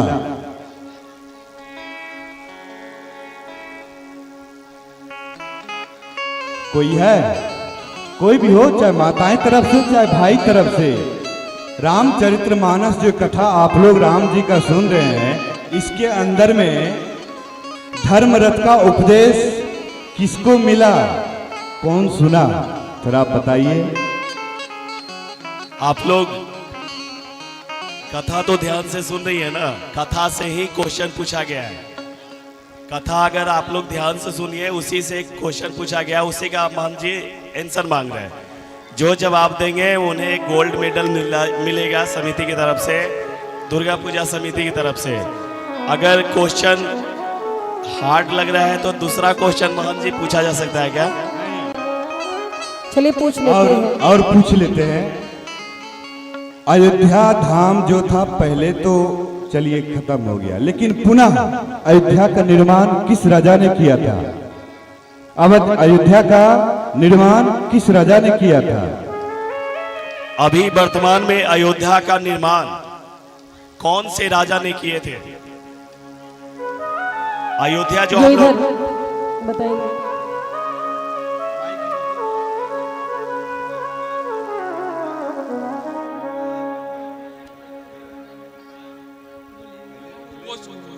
क्वेश्चन एक बार फिर से। क्वेश्चन ये है, जब हमारे राघवेंद्र सरकार ऊपर गए तो फिर पुनः अयोध्या का निर्माण किसने किया, किस राजा ने किया था?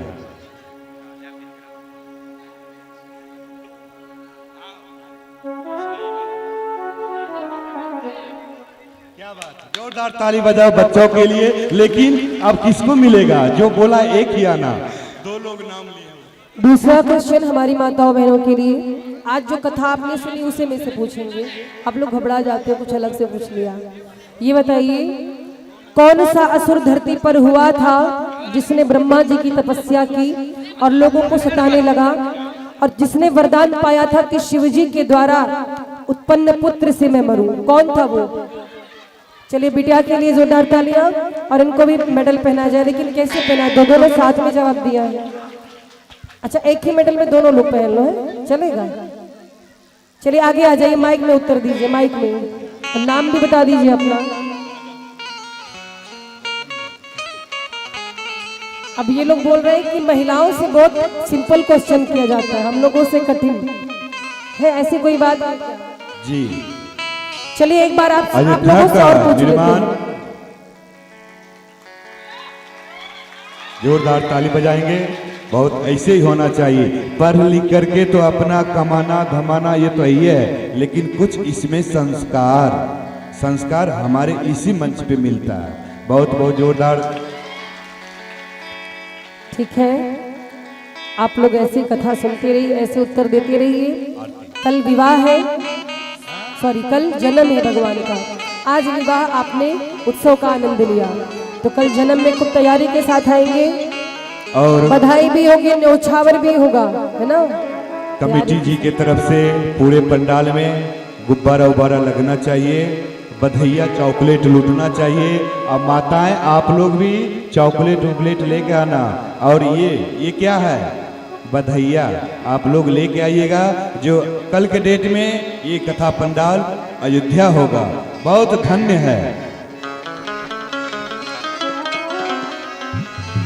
श्री राम जय जय राम, श्री राम जय राम जय जय राम, श्री राम जय जय राम, श्री राम जय राम जय राम, जय सिया राम बोलो, जय सिया राम, जय सिया राम बोलो, जय सिया राम, राम राम बोल सीता राम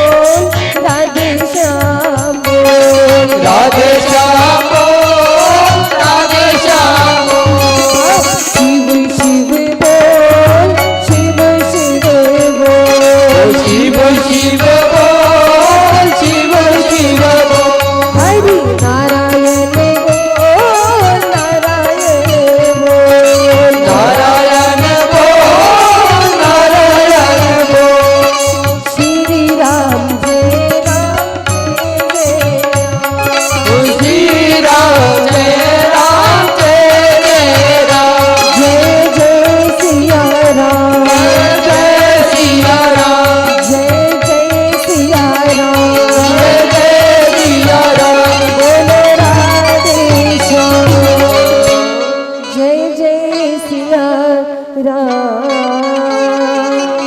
बोली राघवेंद्र सरकार की। आई आरती दूंगा। आरती नीचे से बाबा भोलेनाथ माँ पार्वती का आरती करके फिर ऊपर आए।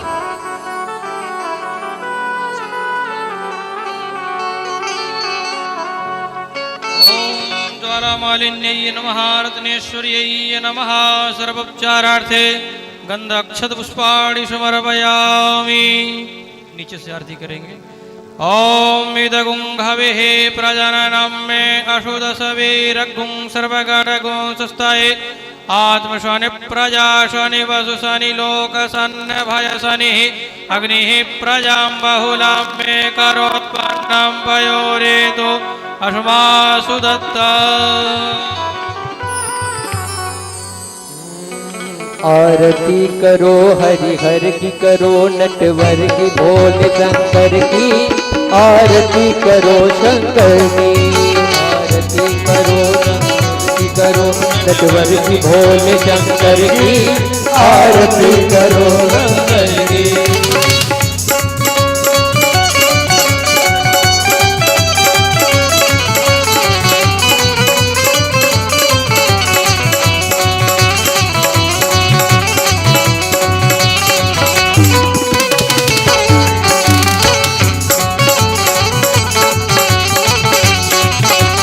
सिर पर शीश का मुकुट सवारे तारों की पायल झनकारे। सिर पर शीश का मुकुट सवारे तारों की पायल झनकारे। धरती अंबर डोले तांडव धरती अंबर डोले तांडव लीला के नटवर की। आरती करो आरती करो हरि हर की करो नटवर की भोले शंकर की। आरती करो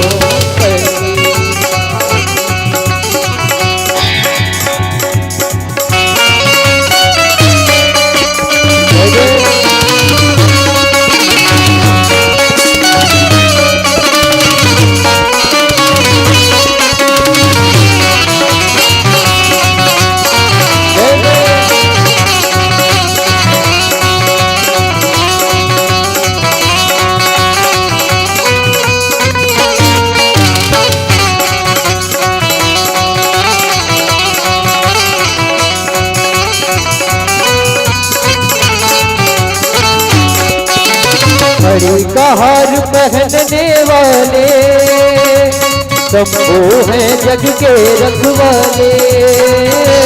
हरि का हार पहनने वाले शंभू हैं जग के रखवाले। सकल चराचर अब जग नाचे सकल चराचर अब जग नाचे। उंगली पर विषधर की आरती करो शंकर की। आरती करो हरि हर की करो नटवर की भोले शंकर की। आरती करो शंकर की।